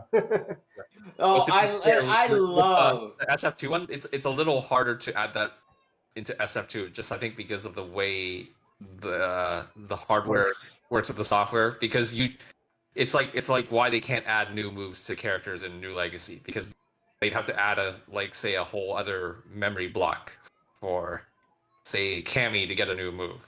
So it's like impossible. You know, like space Yeah, constraints. Yeah. like giving Dictator his like throwing the cape thing, that's fine, but to put that in any other character or to add that for the other characters would pretty much be out of the question. Just saying. Right. To have like Ryu like toss his bag aside or whatever. Yeah. Sorry, not gonna happen. Akuma throw aside his basket of apples. Throw a sandal at you. Doesn't he like Raging Demon someone as his intro for something? That was in the ST when you unlocked him. Oh, okay. Yeah, he does that to Dictator. Yeah. So back on what Kenny said, like with the with I mean, how many Chun. how many people have been memeing Jamie's PogChamp face? I haven't even seen it, but I haven't like seen it. for Chun, like I saw so much shit that they gave Capcom for Chun's new look, because apparently like taking her out of the Chi Pao and not showing as much skin was like some sort of mortal sin. But for me, I think this is the best she's looked in a long ass time in any fighting game. Like, and I'll be honest, like I'm a little partial in a way to like her alpha outfit as well. Like that was one of the ones I used regularly in like SF4 as well. But I think this look is a nice like a balance between the two. Like it looks great. Like and like everything about her like when they went from like super cartoony because like 4 was still very super cartoony, right? But like you go and you look at like Street Fighter 6, it's supposed to be more hyper realistic, and she looks Chinese. She looks like the most Chinese she's ever looked, and it's really good. Like they did a really good job on it, and so their art department is doing a lot of things right here. Well, I don't know. Like Guile, like I think one commentator said he looks like Brock Lesnar. So Because of the Well, beard, know, right? but The goatee. The beard looks and also fine. the fact that like he looks roided up. Like holy shit, his biceps.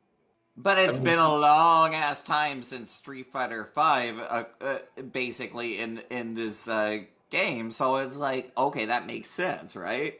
Yeah, but you look at something like the SF2 animated movie, and yeah, Guile's pretty jacked in that one, but he always kind of looked still taller and not less. He's got the tall look and less the bulky look. That is So true. But like so he it- looked pretty big-ish in 5, in my opinion. Like, and definitely in 4 as well. But like, he definitely looked more buff in those games than he did in 2. So like, it feels like a progression forward to me. So that's fine. he changed bodies like Dictator did. Brock Lesnar. I think it's the dad bod. The Yeah. dad bod vibe. He is a family like, man. He's crossfitting now. Yeah, I've mentioned this before, but I just being like such a big fan of like the older games and Street Fighter 2, I feel like in those games the characters look, they look menacing as they should. They look strong, but it's not like, oh my god, like look at how roided out like this character or that character is, and kind of. With 5, I always felt like the character's too big. Like Balrog just looks ridiculous. I mean, like to be that large in real life. I mean, you're talking like somebody who's like easily 400 pounds of muscle, and that's just not. It just to me, it just feels like too abstract. Where when you have something like the animated movie, like yeah, they looked huge, but it's still I don't know, it worked. But that was an anime, so it kind of made more sense to make them a little bigger. Right, and but to that point, do you feel like maybe they should be a little bit smaller in some of the newer games, or do you think that like the size that they're given is understandable? Personally, I think it's fine because like because I almost feel like they kind of wanted that in SF2. But we're looking at like hardware limitations on whether they can like Yeah, I make that actually happen, didn't like right? that change even in the Alpha series, right? Because like Sagat got really big, Dictator got really big. Mhm. Yeah, I didn't really like that direction. It's something I've gotten used to. I sort of didn't like it in Street Fighter 4 either. But again, it's something I've gotten used to. I think Five strikes a pretty good balance. Like they've just the way they've rendered like the skin and whatever. Yeah, Ryu's pretty thick, but when you actually watch them in game, and then especially Jamie's like thinner, um, it doesn't look as unnatural to me as like Street Fighter 5 or Street Fighter 4. So Yeah, I totally agree there, and I don't think that Guile looks completely out of the ordinary either, because I do feel like he has bulked up throughout the series, and I don't think it's like an ugly change. And honestly, it's like give time progression, and I know that's what they're trying to do is they're trying to actually show the time has progressed since 5 and 3, since 3 is like after 5 because who needs like chronology in he their has a beard. game timelines, but yeah, I feel like the progression is shown well. Like I can imagine dad like Guile being like the dad that doesn't have time to go to the gym, so he does CrossFit for an hour or some shit. So it's Gal like has a it's not beard bad. now. I think the best thing they did was make Hot Ryu the default costume. I think that's fine too. Uh, Honestly, Ryu looks amazing. I really love how over exaggerated Gal's bazooka knee is, just like in Street Fighter 2. Oh, Not I just like haven't in seen Street Fighter that yet. I don't think. Why is it like freaking like half screen knee he's like hop? super arched back. It's very reminiscent of Street Fighter 2. Oh, okay. It's not like the newer bazooka news where it's kind of like realistic. It's super exaggerated, and I love it. But yeah, like Guile Lesnar. I mean, it's for me to be honest, it's really not here or there. I just think it's a bit hilarious that someone called him Brock Lesnar. Yeah, I laugh. I far more laugh at the people that are complaining about the graphics because this is the best graphics that Capcom has put out for a fighting game, bar none. Like it's beautiful, and I feel like they're going in a lot of right directions here. But it's just like amazing at what they'll nitpick over because it's like Chun not wearing the cheap owl with the pantyhose, or Cammy with a bob, or I think came in with pants that people were or complaining Cammy about. with pants. But completely discounting all of her alt costumes in 4 having pants. I know. mean, but- I always found it weird that Cammy would there was a Street Fighter costume where Cammy would have like a winter jacket because she's like cold, and then just be wearing a leotard underneath. Yeah. I'm like, and like, there's 2 characters that I love throughout like Street Fighter. It's like Cammy and Chun. So like, and for me, like seeing them change is actually pretty refreshing to see it. It looks nice, and I don't think that I feel like people are just nitpicking because cynicism is easier to get likes on Twitter than positivity. Mind I you, mean, I but- do. Yeah, sorry. but- Go on. well, also like those classic costumes, like they're coming. Like you Right. know that you know that Yes, cash. Capcom is gonna they're gonna release them. It's gonna be downloadable, purchasable content. So like if you know what, if that is the thing that people are complaining about, then Capcom is probably doing something right. You know what I mean? And and maybe those people are not looking at the right things, and maybe those people end up playing the game anyway and then finding things that they like about it. I mean, Okay, maybe if speaking you're of, into the Hold on. Speaking Oh, of sorry. character nitpicks, costume nitpicks, what's with Ken taking a Mark of the Wolves Terry's jacket? Really? No, the thing I am most interested in is if what everyone's saying is true and he's going to be divorced Yeah. dad whose wife took the kids because he went off the deep end type thing. I think he went off the deep end. I don't think he got divorced. I don't think it's what people are saying, but he did definitely went off the deep Or end. maybe she's threatening to leave him. I don't know, but like, Oh, that would be sad. Like that But would he be did like he did go through Force this Yeah. Awakens, Han Solo and TFA, like the deadbeat dad Han. It's like, do we really need to know that? Did we But really you know need what? to He know was already going kind of off the deep end in Third Strike when he's like training Sean, so it's not off the. It's not outside the realm of possibility that this is where What they happened when he were was I going. training mean, Sean? Because he was like obsessed with training him, right?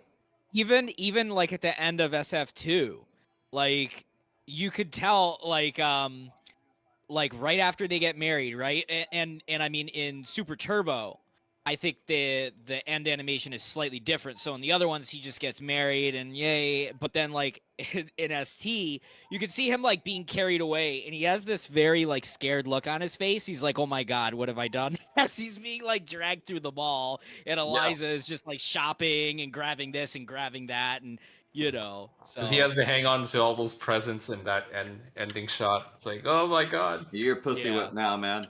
yeah. Exactly. So at least for the Ken, what I'm thinking is that because there's a lot of like rumors saying to divorce his wife because like they spent the entirety of Street Fighter building up Ken marrying Eliza, and then Third Strike, or I think in Street Fighter 4, Eliza gives birth to Mel, and then at the end of Third Strike, Street Fighter 3 is like training Mel. So like I don't know how to go from that, like building up the whole marriage, and he finally has the kid, to divorce. I want to take my kid and leave, severance pay, whatever. I don't know. That seems a bit extreme. Because like, at least what I'm thinking is that if you looked at Ryu's gi, he's wearing like the sash, right? And I think it's been confirmed that he's wearing that sash not because he stole it from Oro. I don't think that's true, but because it was supposed to be reminiscent of his late master Goken, which I would at this point assume that he's dead. And like part of me thinks that I think Ken looks that way because probably he's taking it a lot harder than Ryu is. That because Goken's the one that trained Ryu and Ken. I don't know Right. if it's true or not, but at least that's what I'm thinking. Why Ken would look like he's in some kind of depressed state. I guess the wife and kids would be like the first thing. It's like, oh, you lost your wife and kids. You're gonna look like that. But part of me thinks it's because Golken dies relatively recently in that timeline. And I could be wrong. It's a speculation. I mean, Well, Max, we'll find Max out mentioned soon enough. that Ken has the ribbon on his arm. Ribbon? Yeah. Like whose ribbon? We don't know whose ribbon, Oh, okay, but he has a ribbon on his arm, which usually signifies that somebody died. Oh, okay. I'm thinking it's Golken. There's a lot of, but here's the thing: is like I think this is actually great because like now people are sucked in because and it almost lends credence to the possibility that the leak was deliberate. Oh yeah, Intentional. I think so. Because now that everyone has seen Ken and they're like, holy shit, he divorced. Did Eliza divorce him and take Mel? Now everyone wants to fucking find out, so they're gonna probably play the shit out of this game just to see his story. I think another like side effect of the leak is that a lot of other companies are trying to release information too. So like I remember when they did the whole Street Fighter leak, I think DNF Duel had 2 new characters to show, and then Guilty Gear like said the season 2 patch came out. I mean, that stuff was already under the way, but I feel like because Capcom's doing all this info dump, I feel like other companies like, dang, they're stealing our spotlight. We need to somehow get our fans back. Yeah, lose it to I Street don't Fighter. even that all went over my head. I was so focused on Capcom, I didn't even know anything other than I missed everything fighting game related in the last week. So like, if anything else came out, like I have no clue. Like I heard buzz about DNF. I don't care about DNF, so I don't even pay attention to it. Strive, I knew about the patch, and I don't know how that's went, but I don't play it, so again, it's over my head. But yeah, 6 really kind of stole the show for the last 2 weeks, and it's just incredible how much buzz that leak generated. That it feels like it could be a great thing for Capcom. It could also be a bad thing because now everyone's seen all of this. It's like they're gonna be underwhelmed later, or they have more to show, which would be great. It has so much to show. They can't shut up.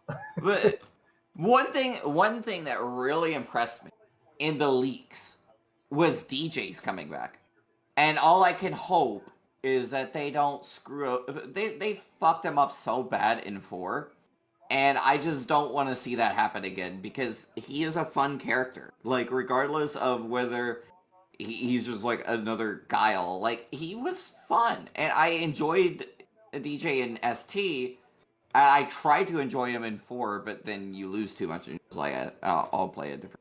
I think he's fun in 4. It's just that, I mean, he was you're fun. gonna It's lose. just really hard to play him at Yeah. a high level, and then 'Cause, to have like so many character-specific combos against him. Yeah, it's like if you pick DJ, it's like, why aren't you picking Guile? He does everything DJ does, but better.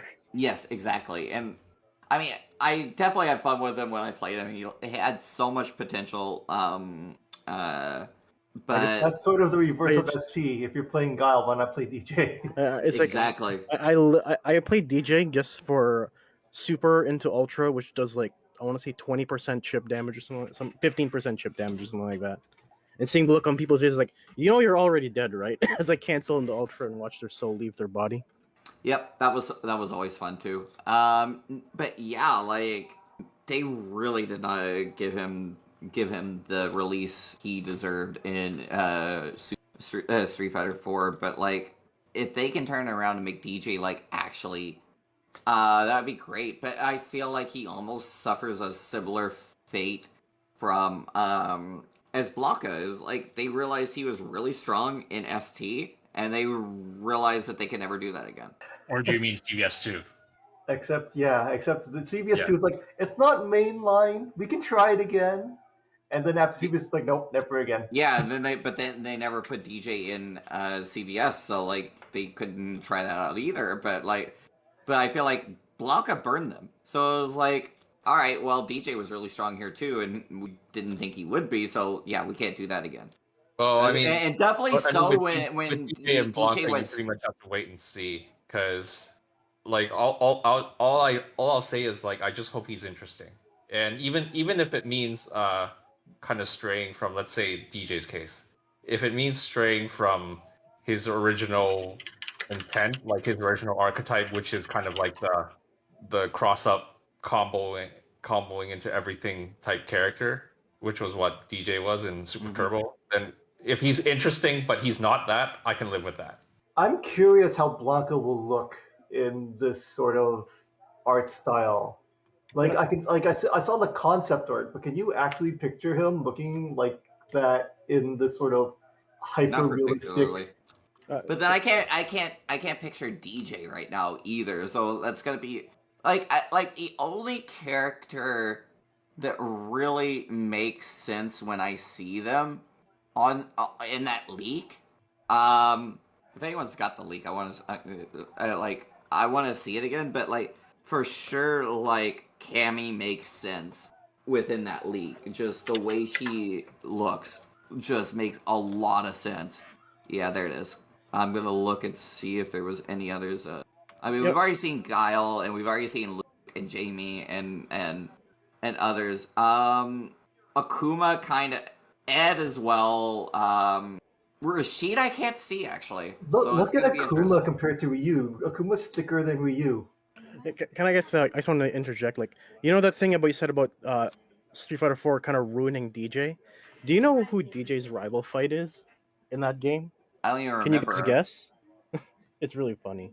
Wasn't it Fuerte? No. So DJ is all about the rhythm, and so his rival battle was actually against Rufus, and he was complimenting how Rufus's belly was bouncing to the rhythm. Oh my god, that's right. I remember there was like a scene where it's like, "Hey, you've got the rhythm," and he like taps his belly. I think I tried to forget that. And then right after that's like, "Yo, let's fight, okay?" And then Rufus like, "Yeah, come on." That's like the craziest Speaking of thing.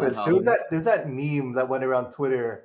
It was Jamie beside Rufus, and it was like, looks familiar. Rufus lost weight. Oh, could you imagine if they actually confirmed that in? They won't, because Jamie's from Hong Kong. Yeah. I mean, that'd be cool, but no, it's not gonna happen. JP, maybe I could see, but like, otherwise, yeah, like, Jury in a modern style does not compute to me either. Like, really interested to see if they like actually do her justice, like actually make her look Korean, or if they're gonna just make her look like Chun. Because there's like certain nuances to that, and if they're really going that far out, they need to be able to make those kind of nuances. Yeah, well, I mean, Jamie looks pretty good. Yeah, so far So, so good on the characters that have been shown. Like graphically, I like. I think it looks beautiful. Like Ryu really looks amazing. So does Jamie. So does Chun and Luke. Even like I thought Luke looked stupid as hell in 5, but he fits this. And then Guile, yeah, like there's gonna be some back and forth on that, but I think Guile. I wonder, did they get the flag right, or did they fuck it up like in Street Fighter 5 and Street Fighter 4? Which one? His tattoos, because they're supposed to be reverse of each other. It's not just the Street Fighter 2 limitation. They designed it well for Street Fighter 2, like the maximum on DJ's pants. Guile's flags being reversed when he flips around is actually correct military-wise, because the flag is supposed to be always in like a position of honor. So the stars is always supposed to be facing forward. Oh no, they messed it up. Yeah, no, I'm looking at it right now. I'm looking at it. Uh, yep, they messed it up. yeah, they have the thing like even on his left bicep or deltoid or whatever you want to call that, like it's like the right way. Yeah, it's the wrong way. Yeah, yeah, because it's supposed to be flipped on the other side. It is supposed to be like that's military protocol too. Yeah. If you look on military uniforms where they have the flag on the arms, it's supposed to be flipped on the other arm because it's not supposed to face away from them. So they got that right in Street Fighter 2. It wasn't just the hardware limitation. They It designed was definitely the hardware limitation, It was the hardware but they limitation, kind but they of designed it with it they in kind of mind struck the correctly. balance, right? Yeah, like they designed it correctly with that. So with the modern, they're actually doing it wrong. Fun fact. Yeah, I feel like they've stuck, and they've also stuck the landing on like how many new characters are entering versus how many like Oh legacy my characters are gosh. in. Okay, so I'm so torn about that because one, if this was 2009 and Street Fighter 4 is coming out, I would prefer fewer characters because it's less overwhelming to get into a game. But in today's environment, if they don't release the entire roster like this on launch, that means the rest of them is going to be paid DLC. So I don't know. Like I want fewer characters on launch, but I also don't want to pay extra.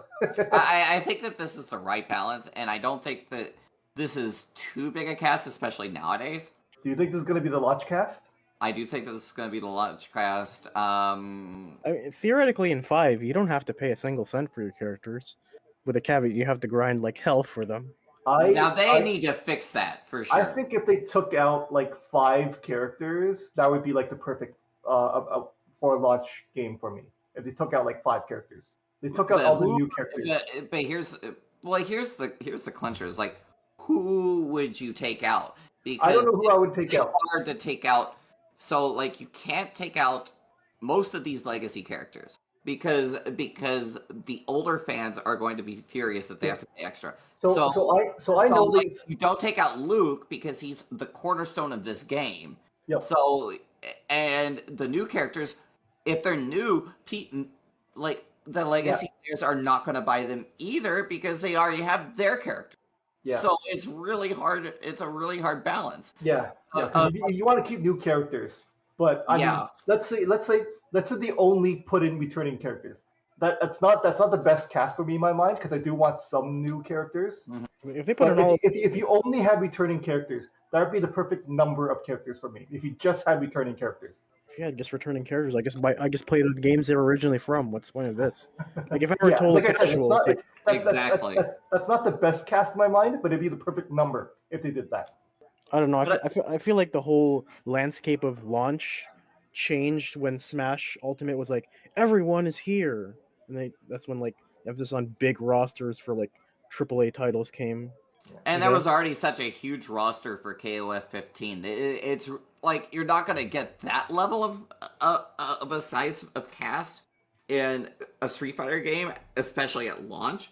But it's really hard not to even like come close to that because you will be looked at as a joke nowadays. Because Skullgirls launch, I love that because it was 8 characters, yes, but you had to play a team. You could play up to a team of 3. So there wasn't too many combinations to try for your team. and it was enough characters to be interesting. But So like, but the difference here between Skullgirls, one, Skullgirls was It's a new small. IP. Yeah. It was already a new IP, so you literally had nothing to build off of. Yeah, and So eight is on too top little of that, there's another facet is like there was such depth to how you could play them as well, because it wasn't just like, oh, three on a team and then you like choose a preset assist, because like you could like have a solo character, you could have like two Yep. characters, you could have three characters, And- and then you and- could pick any move out of their move list, including normals, to use as your assist. So like there was such a depth to that you could literally spend your whole time sandboxing Yeah, and teams. 8 is not enough for Street Fighter. Definitely not. But I feel like lots of games are just going just a little. Most games I think nowadays on launch is just a handful more characters that I'm comfortable with. That's what I feel most games. They just have just a handful of more characters that I'm comfortable with for a launch title. That But- is one problem with KOF, is that they always have these massive launch rosters. Minus 13. I feel like 13 struck a decent balance on the amount of characters. But the thing is like they always tend to like try to have like this massive cast, because most of them are returning. And mechanically, not a whole lot as far as like the moves and their frame data and their hitboxes are going to change that much. So it's just like, well, they're just assuming that you've been playing for a long time, so you're just going to know all this. And it's kind of like a turnoff for new people trying to enter the game from that title, to not have all the existing knowledge that they're expecting.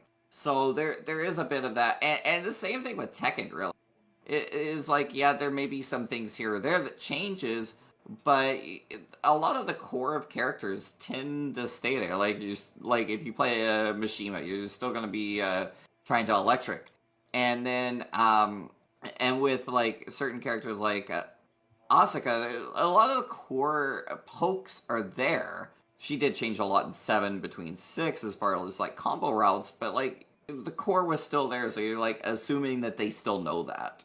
Yeah. And with Street Fighter, so much can change between like iterations as far as the frame data and the mechanics, that you really like, even though you know these characters from like 2 on, you have to put in the work to learn them for this system every time.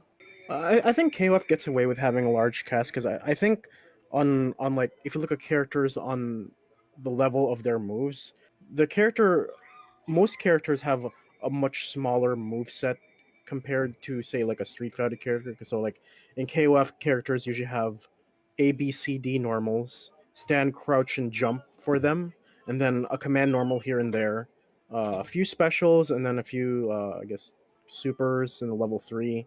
Whereas Street Fighter, there's 6 normals, stand, crouch, jump, command normals, and then usually 4 super, not super, but like 3 or 4 specials, and like this game they're gonna have the critical art or the drive gate, and then the drive mechanics and all that stuff added on top of it.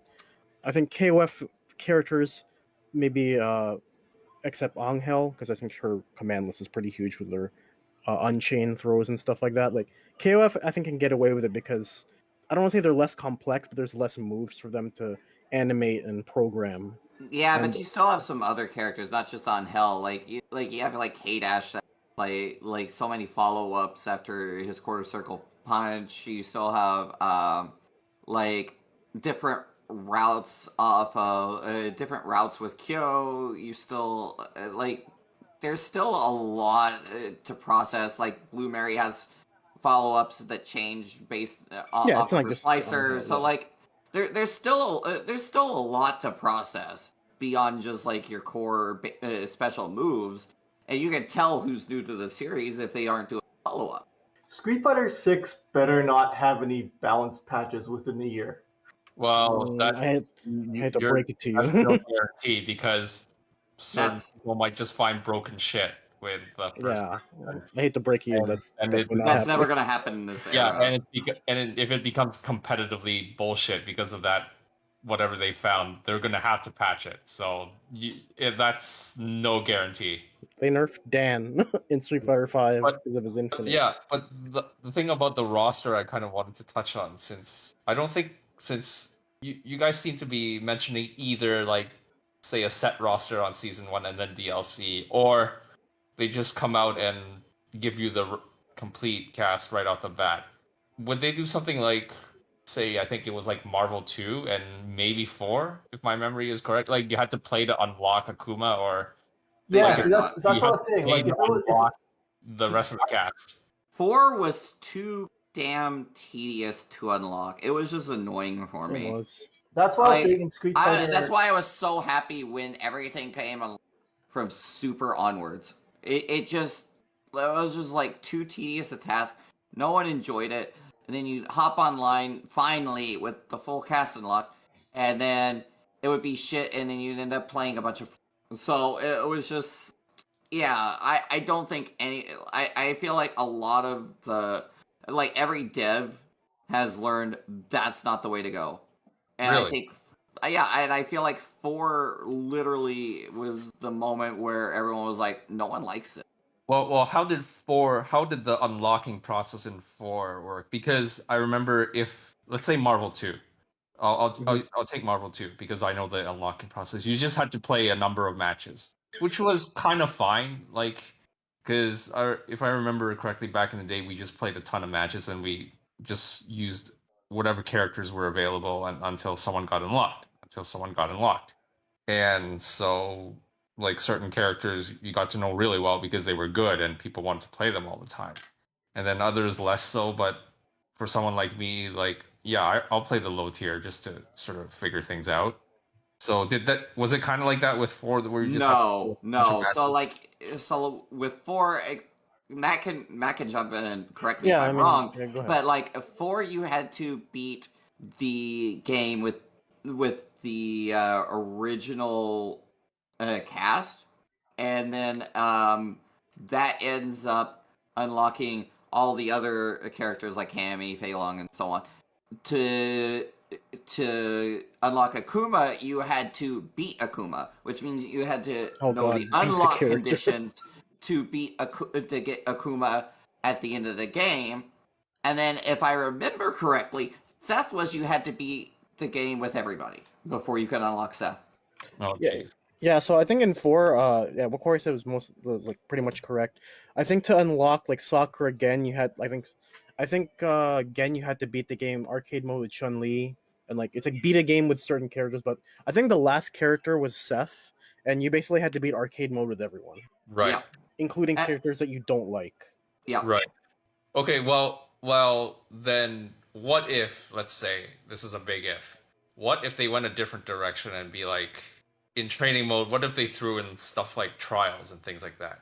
Would that, let's say, hypothetically make it more fun to unlock? It depends on how they do that, because if you're like forcing them to play characters that they don't like or they can't execute with, because you're gonna have these characters that you just can't execute with.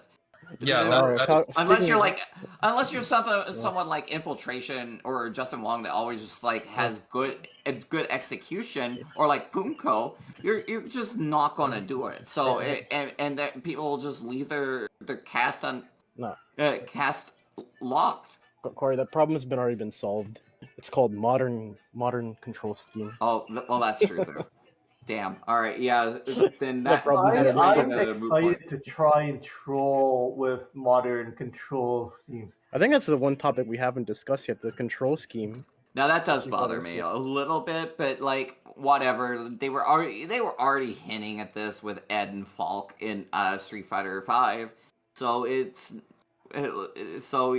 just expected at this point. Like, as long as they don't make it as stupid as like an auto combo system into specials like the progressive system in Fexel, for example, I'm fine with that. And the same thing with like KOF, they kind of did that too. I feel like that's the lazy way to do it. If they make it that you still have to like do something deliberately to get the specials out, like I can see it. They'll probably just like make sure it's like the like you're still gonna have like the limitations that everybody else has. Like you can't have 2 fireballs on the screen or whatnot.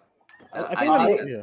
Go on. I think that like people are saying, it's nothing to worry about. It's not as good as normal controls. I think it's surprisingly viable. Not only that, I think they have to make it viable. It's always interesting how they chose the name modern. Modern just sounds like current, and classic sounds old, outdated. Even though I think classic's going to be like what most people are going to use in tournament scene, but why wouldn't they call it something like simple or easy? Because people don't want to do that. People think, oh, I don't want to not play the real game, so that's why they named yes. it modern. Well, the critical So, thing I think here is whether if you went to modern controls, you get all the benefits you don't. of say a move. Of You the don't. move. Like, Of the like move, I if, think you do. what's that?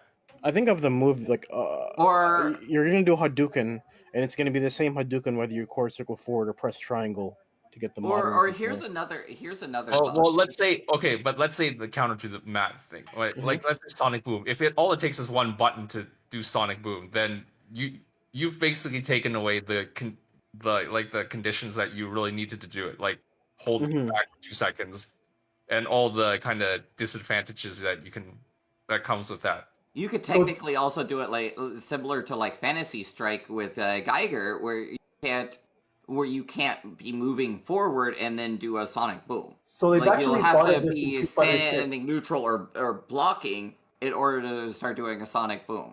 So they've actually thought of this in Street Fighter 6. For Guile's Sonic Boom, it's back and the button, and you actually have to hold it for the correct amount of charge. To Oh, do activate you? it. I didn't know that. Well, that's good, I think that still rewards it. Yeah, so there's no Street Fighter 4 3DS edition where you can pick Guile, walk forward, boom, and then walk forward, flash kick as we Yeah, jump over. no, that would be awful. Damn it! And that's what I'm saying is like Capcom's at least trying to make it so that like you still have the same limitations as someone using classic, and that you like no 2 fireballs. You're still gonna have to have these like conditions for like charge characters, or else you're not going, or else no one will ever use classic. Yeah. And I also wondering. I don't know if anyone's tested this. I'm coming into this very cold because this last week's been very busy, so I haven't kept up with the news. But but I would wonder if they're also going to like limit the just frame moves to only being available in classic, because otherwise, like it would be so much easier to just do your just frames, right? I don't think so. I mean, for now, it seems like just frames is only for charge moves. And I mean, timing, back, forward, and punch for the right amount of time, and then charging back and hitting a button amount of time. I don't think it's going to be that. It's not that much of an advantage. Okay, then as long as there's like a decent like risk reward ratio still for like modern versus classic. Modern, the normals are light, medium, heavy, whereas classic you have all 6 buttons. Ooh, okay. Yeah. That Sorry, changes- say it again, Kenny. Modern, the normals are light, medium, heavy instead of all 6 buttons you have in classic. Oh yeah, that's correct. Yeah. I don't think you get to choose which version of light, medium, heavy. Like could be a punch, could be a kick. Yeah.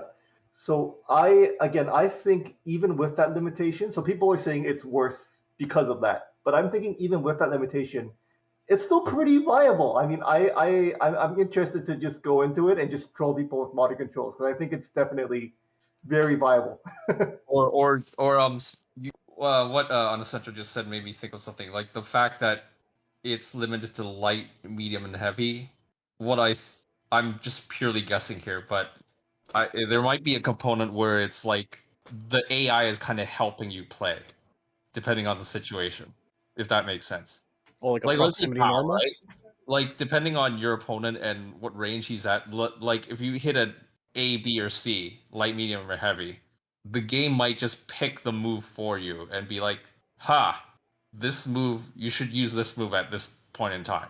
could be like a built-in option select that the game Yeah, reads. or it could be like basically a way of teaching noobs. It's like, oh, in this situation, you should do this, or in Which this isn't a bad situation, you idea should do that. because it could actually be a progressive learning experience for new players where they learn by playing and the game shows them what they should be doing instead Yeah. of Yes, like exactly. And Yes. then eventually it's like, I don't want to do that move, and then they'll have to switch over to classic. then that's fine. And then you've got a whole you've got it basically built in that this is training.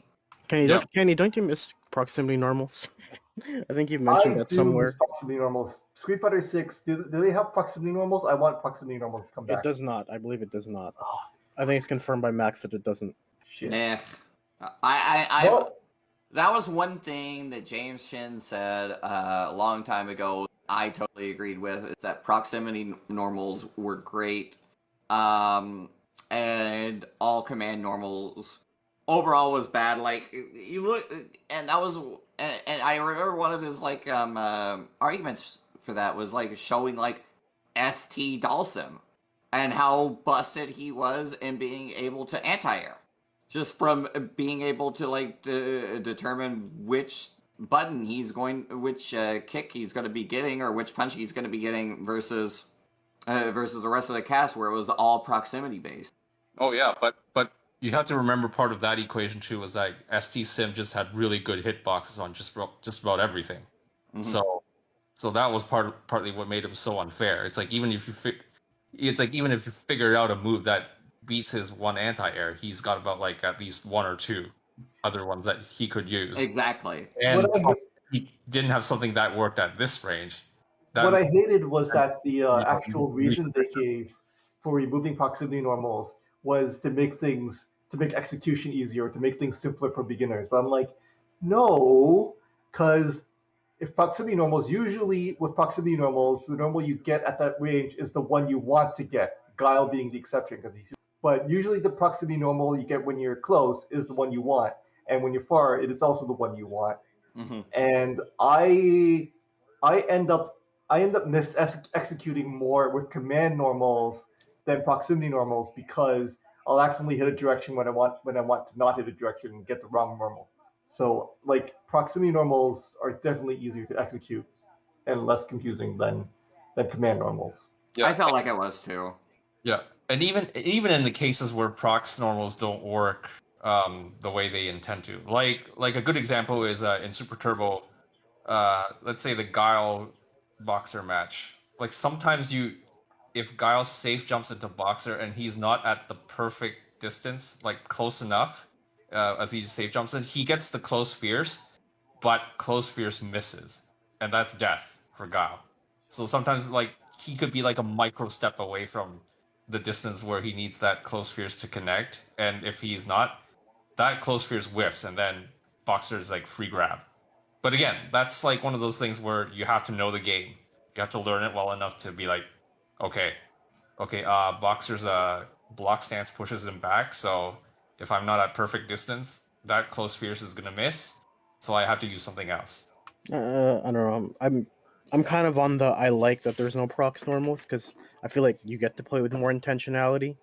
Because it's like so you have your normals or your anti-air normals like back and roundhouse. It's like I'm using this because I want this at this time, and I know like the conditions to get it, rather Well, than an anti-air like close medium punch that there could be ranges where you think, okay, I want this now, but the opponent's not in the correct proximity distance, and you end up Well, doing a like I straight mentioned punch. earlier, I think what divides like big skill gaps is again movement, spacing, and positioning. So Yep. and proximity normals will emphasize those skills rather than and again I think those are the important skills for like big skill gaps. The other skills, like I said, tech and combos and whatnot, again, those I'll give you an advantage within the people around the same skill level. I'll give you a marginal advantage. But the real meaty skills that you want, positioning, and positioning, movement, you know, what I said earlier. And like I said, with Street Fighter 6 in the corner, it's emphasizing that. proximity normals also emphasizes those skills. Yeah, but and also getting back to touching on the point that Matt raised about like his opinion that command normals, like they allow people to play with intent, or quote unquote, or whatever. I mean, but it's really like two sides of the same coin. Like you should be playing with intent, like whether it's a prox normal game or a command normal game. Again, getting back to my example with how Gao Close Fierce and Super Turbo misses against Boxer at a range. Like again, if you're missing it, that means your intentions, or you didn't know the game as well as you did. You weren't playing with as much knowledge and intent as you should have been. Or for my example with like Chun Li, Yeah. my character, right? You know, her better anti-air kick, right? Like her far standing medium kick is okay. Okay, it's pretty good. But the real anti-air you want in most situations is her close kick, right? So you have to make that intentionality to make sure you're close enough that when they jump, you can get underneath them and land that kick. So Yeah. there's still that intention. That intentionality is still there. It's just a different kind of intentionality. Yeah, exactly. And again, it's one that focuses on different skills, and it's one that I think focuses on more important skills. Yeah, that was my point. Like it's like intentionality applied two different ways. It's like yeah, you can have the same intentionality as to like, make sure you're in you have the right spacing and timing to use that command normal effectively. It's the same. It's kind of the same thing when you have to make sure you're intending to get in that position in time to use the prox normal.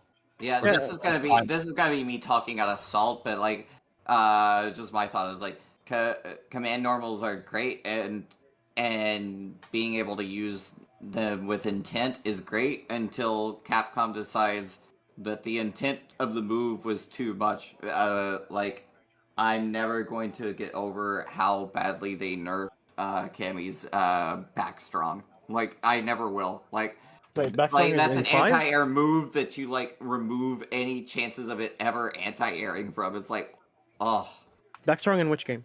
5, 5. Okay, that's the point my fist upwards.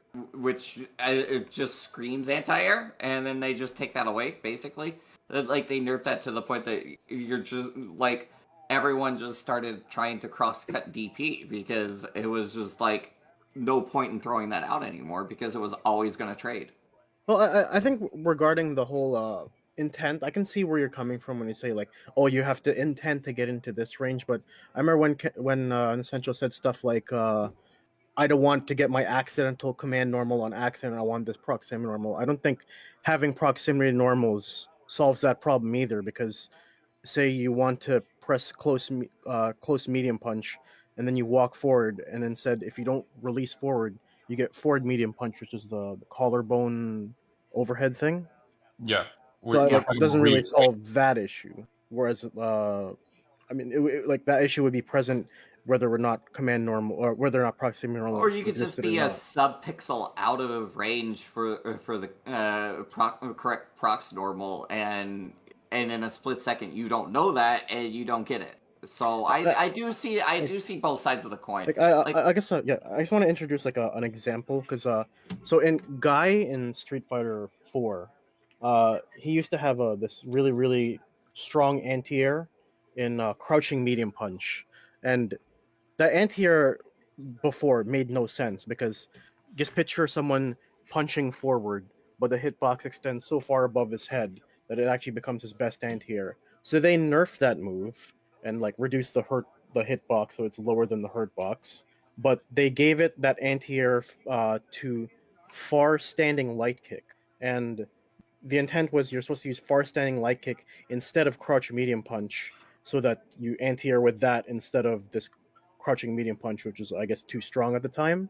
And I remember sometimes when you try to anti-air with that move, you'll end up getting the close light kick where he kicks ground, and so you'll have situations where like I'm doing the thing Capcom wants me to do, anti-air with far standing light kick, but because the person is too close to me, I get close standing light kick and I eat a full combo. So that's the kind of the Well, that also goes around just designing the game well, right? Like Street Fighter Mhm. 4, I thought was okay. I didn't hate it, like I hate 5, And again, that's why again why I'm optimistic about 6, right? How they did their how Martin mentioned did their chips, how they're doing the punish counter to emphasize footsies, and then just all the love they're putting in for like the space expression, battle damage. Um, I think that kind of thing for proximity normals, if you design it well, it actually makes things generally simpler to execute because generally, like I said, even in Street Fighter 2, Gal being the exception because he's just weird. When you're close, generally it's the close proximity normal you want, and far is generally one you want, right?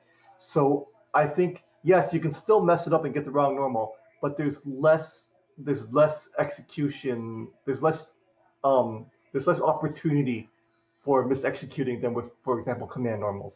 And command normals are just more things to memorize for new players. Like their official reason. I'm not saying I like command normals is bad to begin with. I'm saying the Capcom's official reason, the one that they stated for removing command normals, is stupid. It doesn't make sense. What is the reason? It was to make things simpler for beginners and But yeah, and just to like extrapolate off of what Unessential said, like here's the thing: is like you're basically saying, oh yeah, we're making it simpler for new players, but then like someone's gonna tell them, oh, in 5, oh yeah, you can jab and combo into X, like for example, like, or you could combo into medium punch and combo from medium punch, but then they're not going to know the range. But if you say you have to use like close jab to make this combo, or you have to use close strong to make this combo, that makes more sense, right? But if you just tell them, oh, a standing medium punch combos into fireball, but if they're just like at that tip and it doesn't like combo, they're gonna say you're full of shit. So it's more confusing, right? So like having the different animations does make a little bit more sense because then they know, oh well, this is a different move than that, right?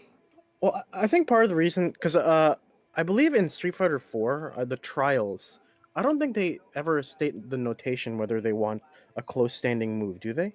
They just say standing Not medium to, punch, or jump medium punch, standing medium punch, no, Hadouken. they don't. They Yeah. don't Yeah, because and, I still remember seeing like seeing and like everybody do that's the one El thing they Fuerte combos, Yep, and they and don't have that. and that's critical because that's one thing they Mhm. should, especially if something like close fears and far fears are different. And And I yeah. Go ahead, Kevin.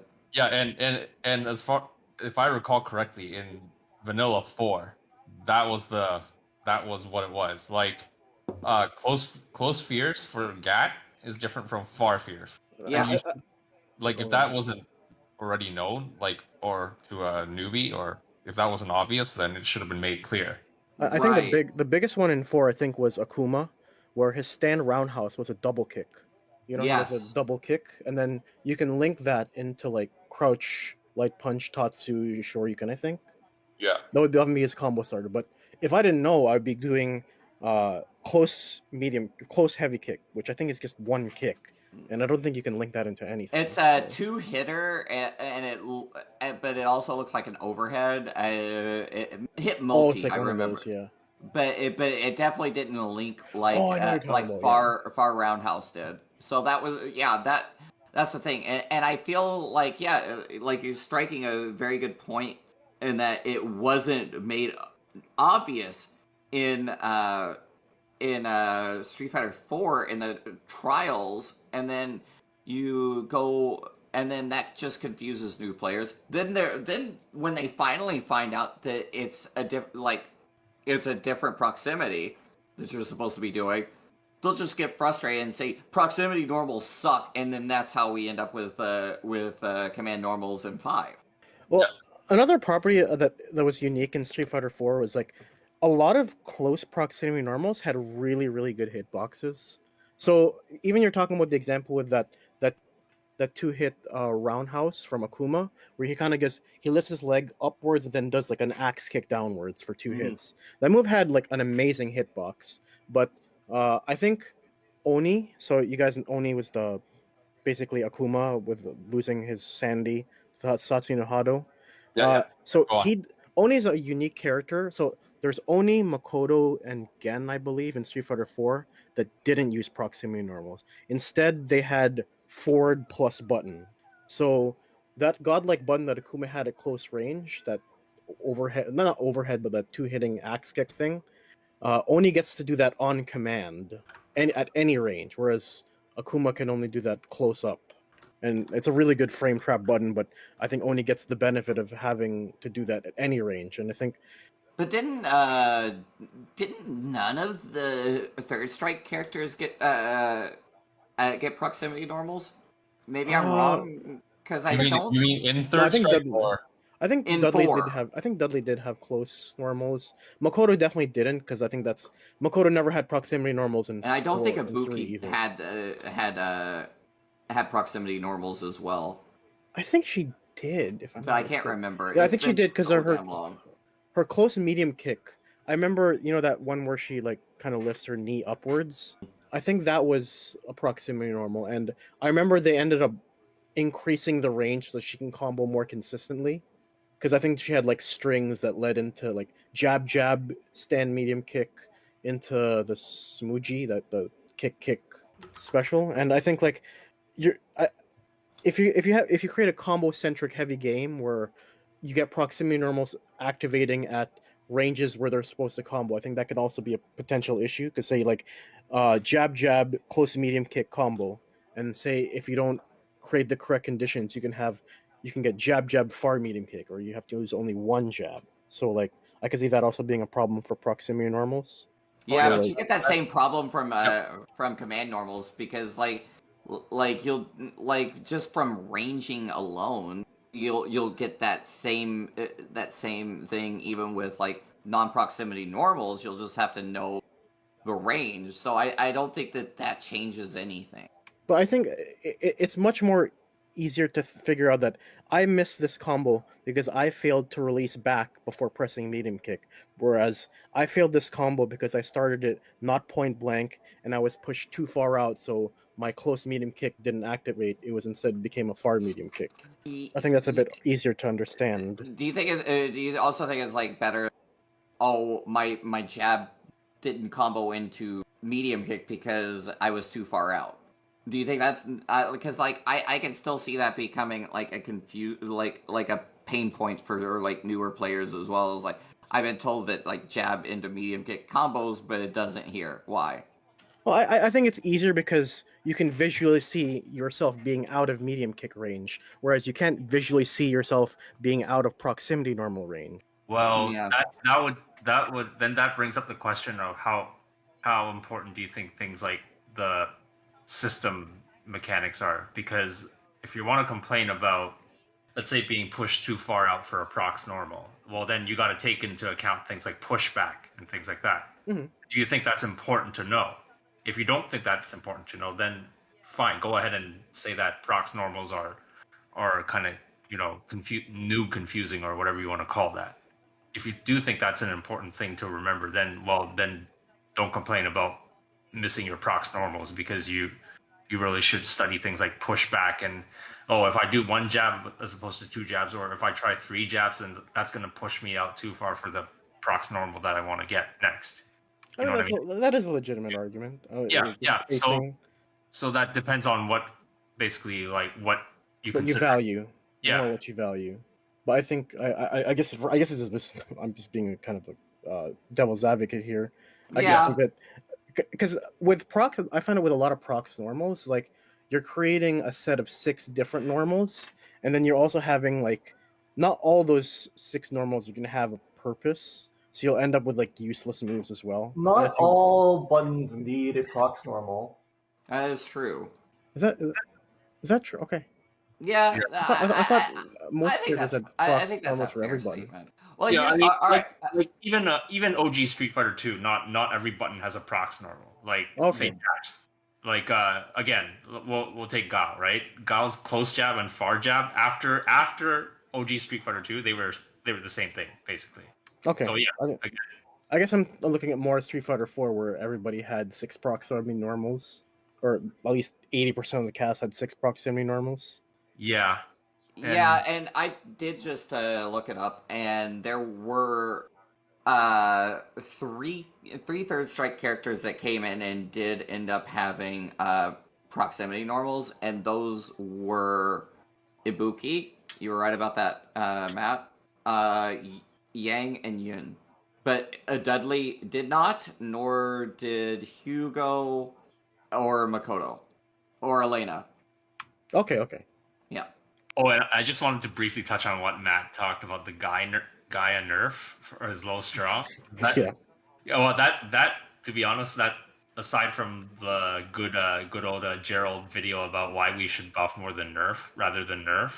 I mean, because again, nerfs, you're taking away someone's tool, like you're making it less effective, so that he basically has one less tool to play with, which is kind of bad. Like you're taking away content from the game. I don't think that was that was exactly how Gerald worded it, but that's the way I see it. And so also the way why I say that's why I consider that kind of a nerf, like a Capcom like responding to Twitter scrubs. It's like people don't realize that low strongs have been anti-airs since Street Fighter 2 again, and same with Alpha 3. Like you talk to any decent Alpha 3 player, low strong AAs were a thing. So it's like if people thought SF4 guy low anti-airing with low strong was bizarre, then like you obviously haven't played anything before 4, have you?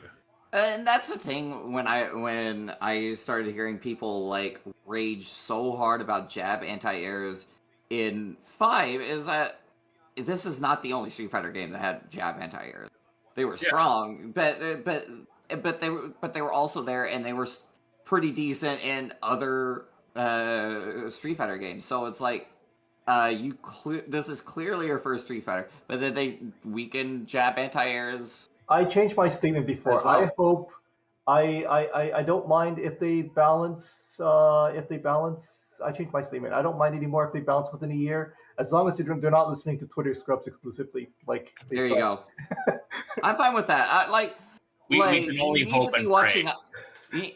You need to be watching high level play, and you do need to give it some time to make sure that like it's just that we're unfamiliar with the game, because you gotta look at like what happened with Street Fighter V Season 1 to 2 was that like you gotta look at like Nash and the nerfs they gave to Nash, and as well as the nerfs they gave to Chun, and that you gotta realize that it wasn't just that they were listening to Twitter scrubs.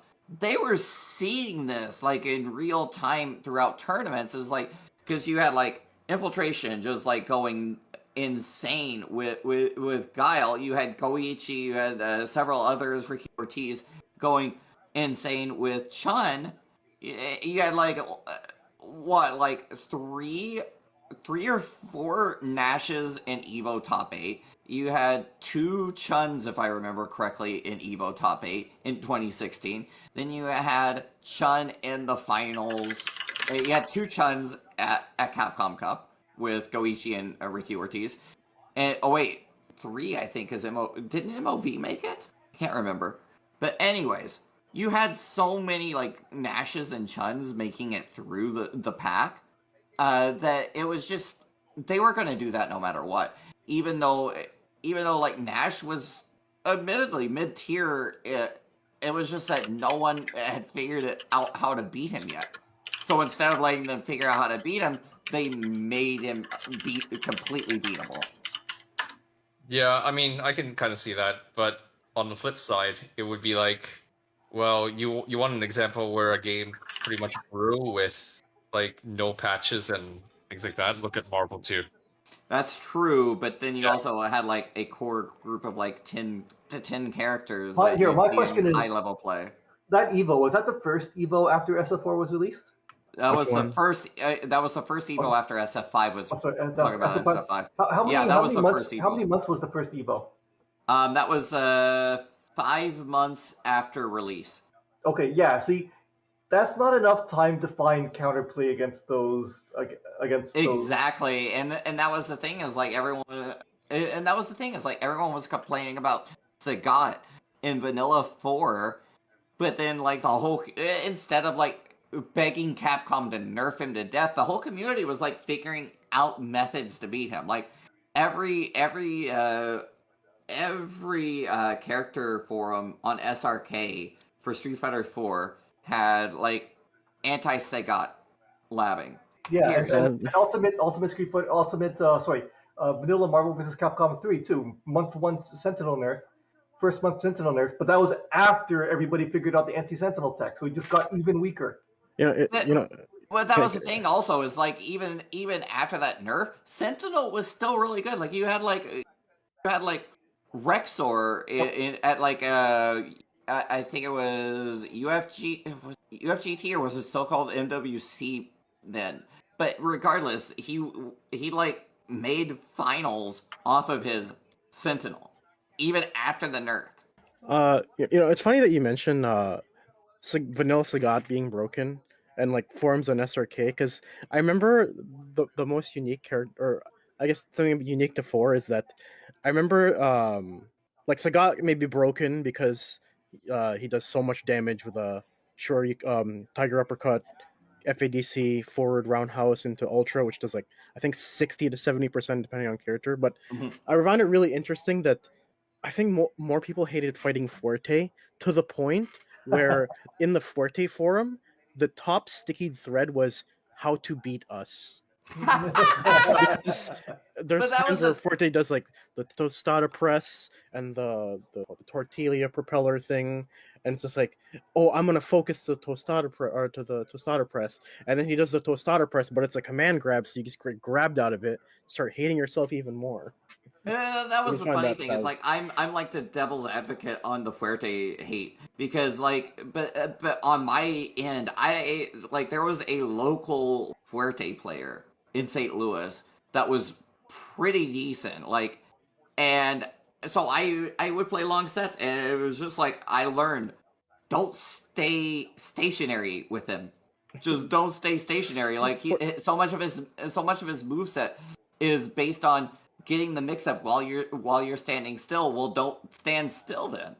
Forte is such a polarizing character in 4 that if 2 Forte players play, they have to have a ritual where they have to run up across the wall, jump, and then taunt, and then they can begin their match. Like, it was so...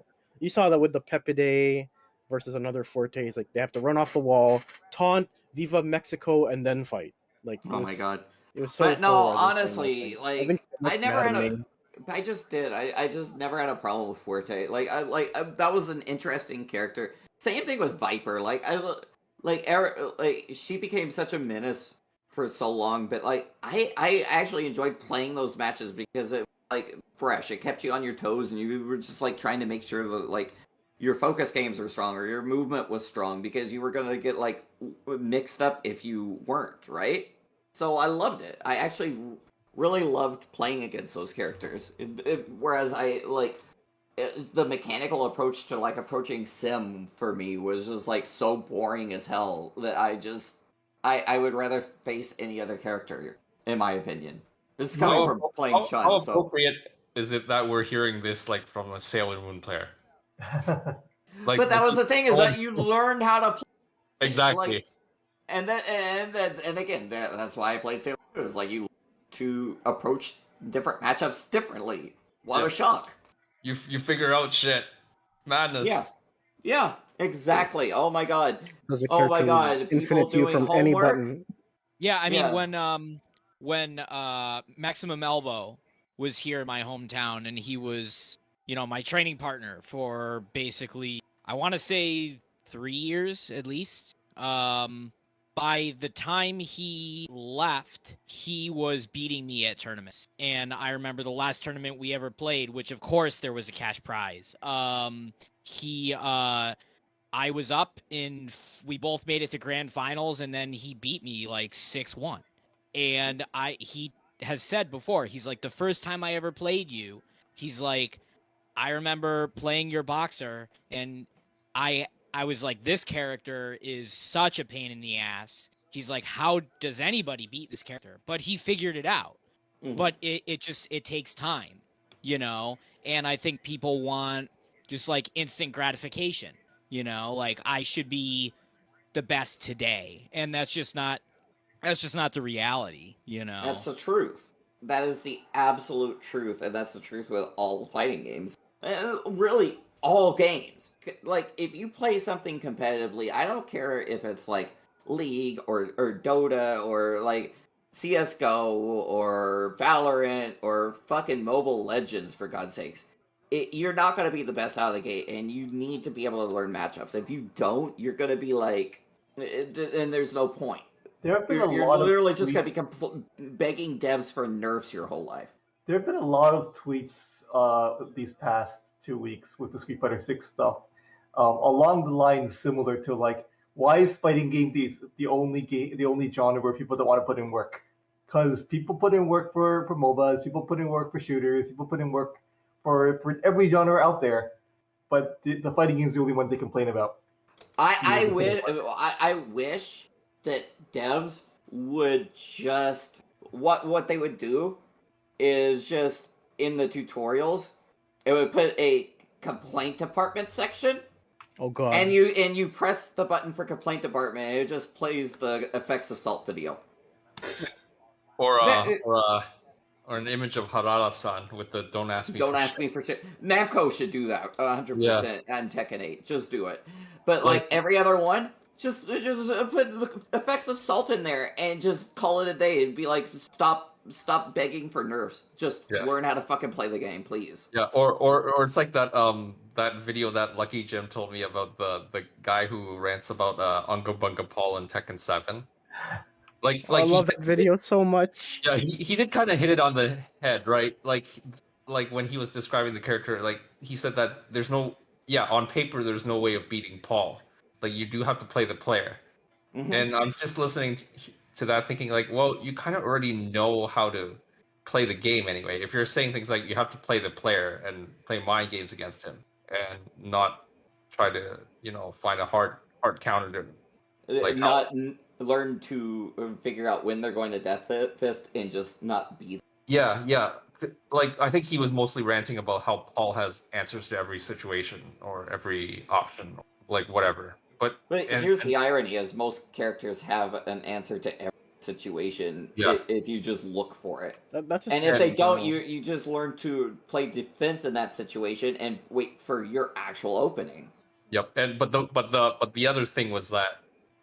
And to be perfectly fair about that Paul rant video was that the guy played Armor King, which from his description against Paul, it's like a really, really, really shitty match. Like not in his favor. So he's like basically handicapping himself. Like it's like if I played like I don't know, I'm trying to think of a really, really bad matchup in Blanca T-Hawk? Cammy Honda.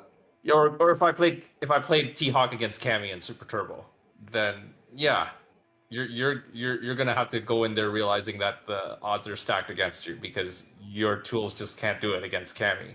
But if you play it to where they're like anticipating things that you don't do, then you end up beating them. Like one thing I'll say for like Canada Cup 2017 in ST was like I played against Nagata who was playing Claw, I believe.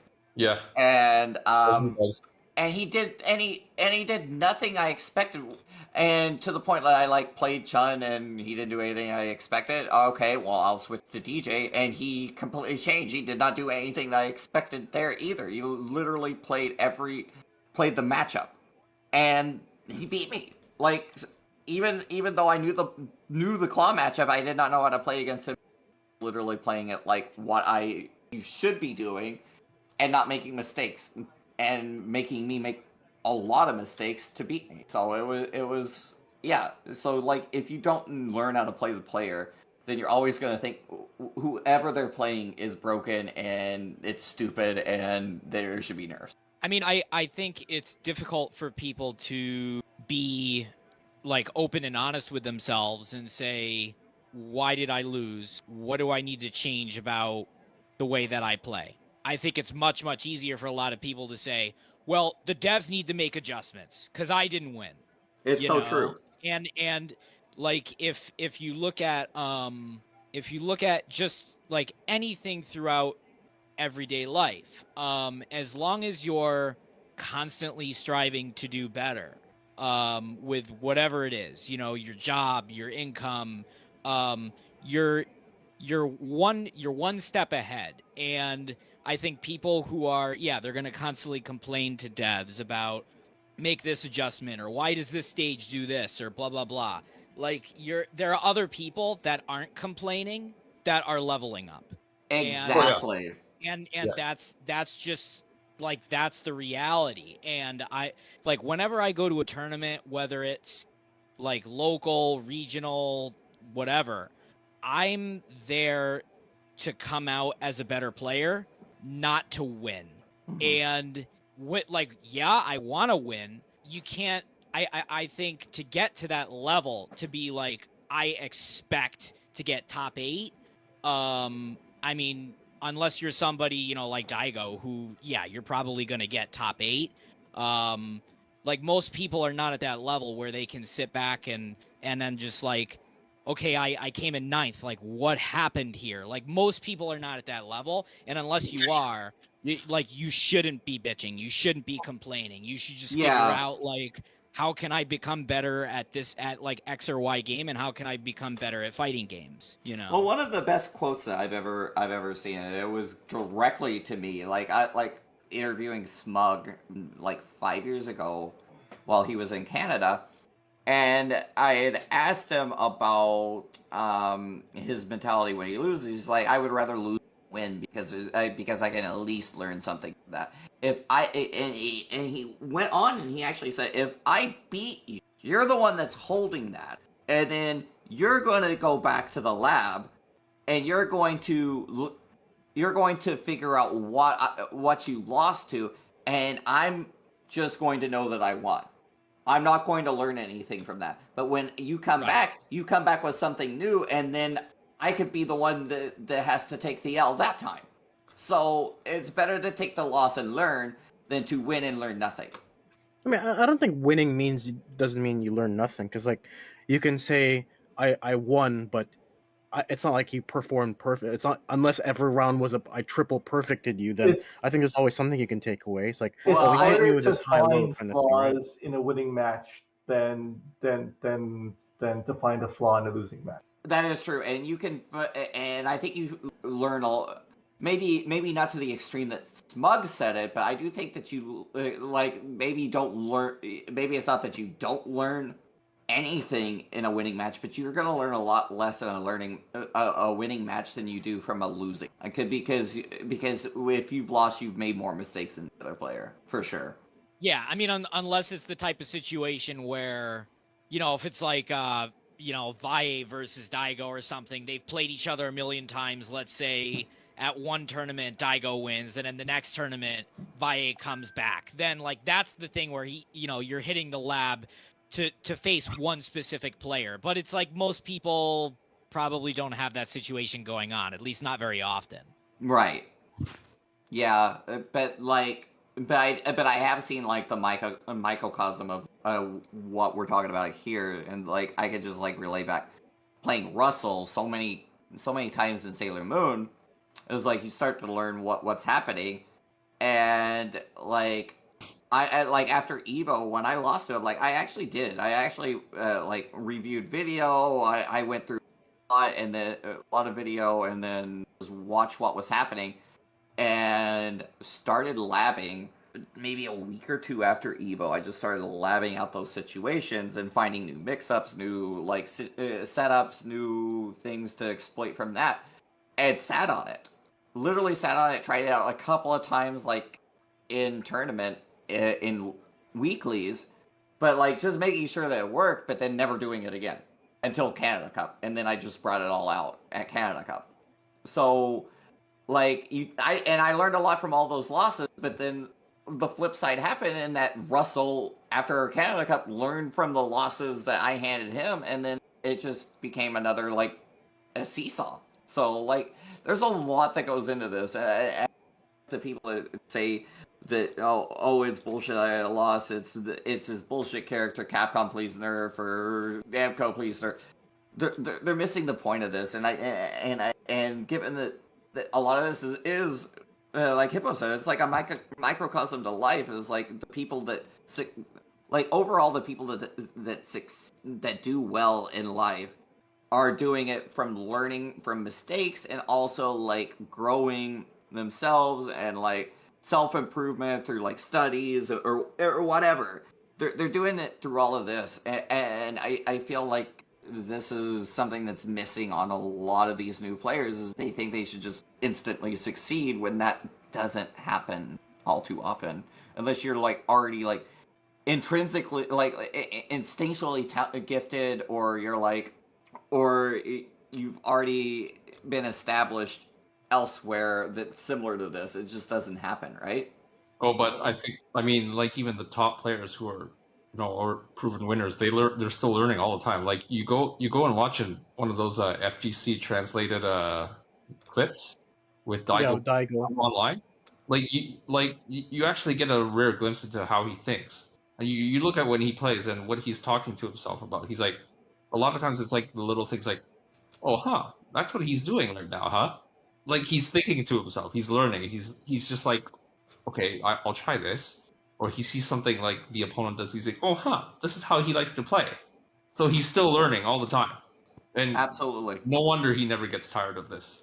Yep, absolutely. And that's that's the other thing is like personally, I've sat behind and shadowed like Shanghai and like infiltration, like in training mode, like figuring out like things and on the fly and just like talking out what they're doing, and that is exactly what they're doing. Is like these are the people that do succeed, is that they work really really hard to find these tools out, and they aren't like sitting on Twitter waiting for someone to post tech videos, or they aren't sitting there begging Capcom for nerfs. They're actually trying to actively problem solve, because if the nerf comes, if it doesn't come, whatever, they need to be prepared, right?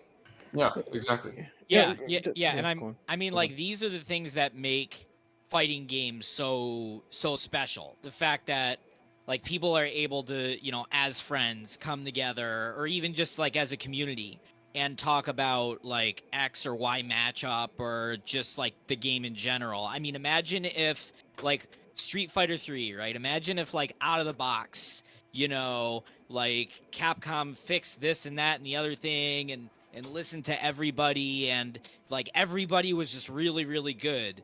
Like moment 37, even if it had happened, people would have been like, I did that yesterday. Exactly. You know what I mean? Exactly. I think that there's like this gap between like the top players that understand how to approach learning the game, and then the new players that just want to do what the top players are already doing. Remember, early Marvel 2 days, Iceman was considered top tier. That is true. Because he took no block damage, I think, right? Yeah. He took no block damage from a lot of shit. Is he good in ratio tournaments? Or is he Huh? just... How many points is he in ratio? Is it I 3? have no idea. 2? Okay. But like can't even assume like it's that Cammy much. was considered top tier in Marvel 2 early on. So yeah, think about how much changed from there, right? Something interesting you pointed out, Corey, is that like say when you said I think it was you mentioned Smug saying the loser gets more because they know what they lost to, and I think that one of the unique things about fighting games like as a whole is that it's never a mathematical formula. So say like if I were to lose to like JDCR in Tekken, I found that he was hitting me with a high or a 2-hit string that ended in a high but left him plus, and then I figure out, now I learned I can just duck that high and punish him after, and so I face JDCR again. I encounter that same string. I duck the high. I punish him. It's like, I'm gonna win now, but that's not necessarily the case because uh, as soon as he realized, you're ducking this now, I'm gonna go for the mid ender, and you're not gonna be prepared. Like these players will adapt to you, and like it's like one of those things that you can't really. It's never a linear formula to victory, I guess. Yeah. Just because you labbed what beat you doesn't mean you're going to beat them back, because they could in turn just have more, I guess, legacy knowledge or stuff like that. Exactly, and I've even seen this in practice, because like I think it was CO. Like Xiaohai had to play Fudo, and Fudo had been running Birdie at that time since like Evo Japan, and I remember watching Xiaohai like lab out stuff that he saw Fudo doing, and how to counter Cammy, and that was the thing is like Xiaohai knew all of this and played Fudo, and sure enough, Fudo started doing the things that Xiaohai prepared for, and Xiaohai was just instantly punishing it. And first game was like decidedly Xiaohai, and then second game, Fudo saw everything that Xiaohai was stuffing and never did it again, and took the game, took the whole set, and then Xiaohai's in losers, and Fudo just literally left him like, well, what did I do? So I want to wrap up because we're approaching 3 hours, if not past 3 hours already. Uh, just one last thing, and if you guys haven't, then we're just gonna end it here. Have you guys listened to the character themes that Capcom posted on the Twitter? No, not yet. No. They're sick. Uh, Okay, yeah. So we're just gonna drop that. They're We're gonna end it here. sick. I definitely need to hear at least Chun's. I kind of want to hear. There's no strong melody in any of them. That's been a trend in gaming, I find, over like just many years. Game themes don't have strong melodies anymore. So I was a little bit disappointed in that, but I mean, when you actually hear the music in game, it's fine. And I mean, that's probably why game developers don't put much effort into, or music or game composers don't put much effort into making strong melodies anymore, because it really is just environment, and it does work in the game.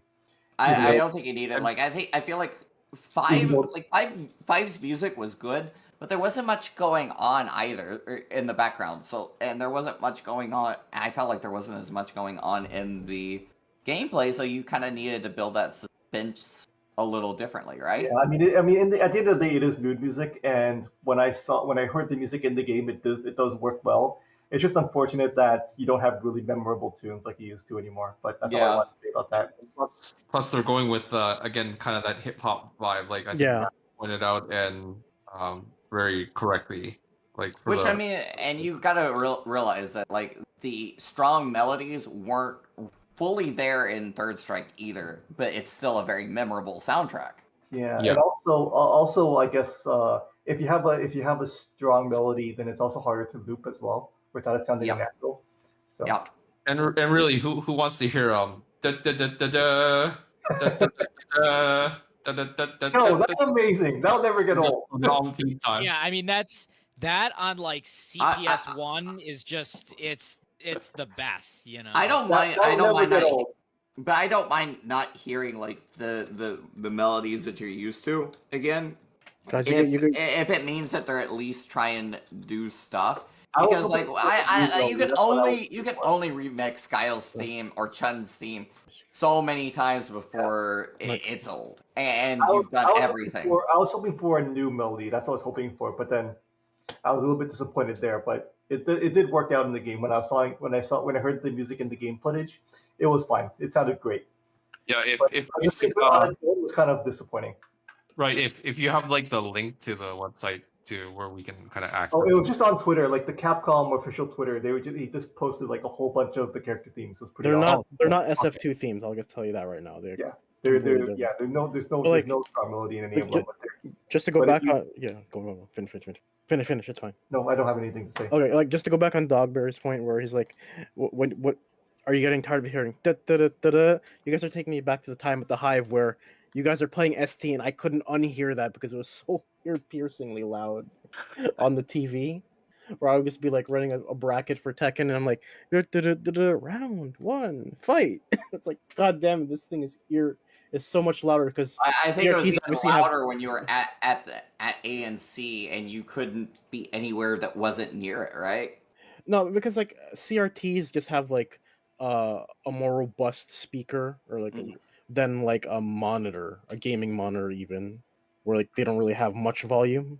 It's like gaming monitor, like when you play Tekken or Street Fighter 5, like you can probably just hear enough so you can hear your character say Hadouken. But you probably can't hear the stage theme unless you have like headphones on.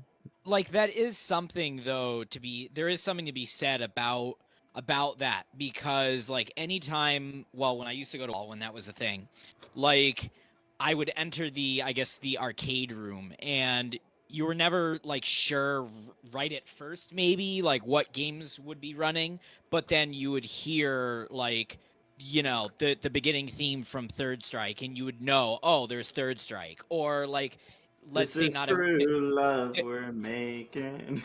but like let's say like not even, let's say you're in more of like a barcade or like a more so like retro environment, like if you hear like the elephants from Dalsim stage, like you immediately know, okay, there's Street Fighter 2 in like somewhere here, and I don't know if just because arcades are not really that much of a thing anymore, if Capcom isn't really so concerned with that, but I mean having like something in your game where immediately when you hear it, you know, like, oh, there's X or Y game in the vicinity. Like, I think that's a powerful thing.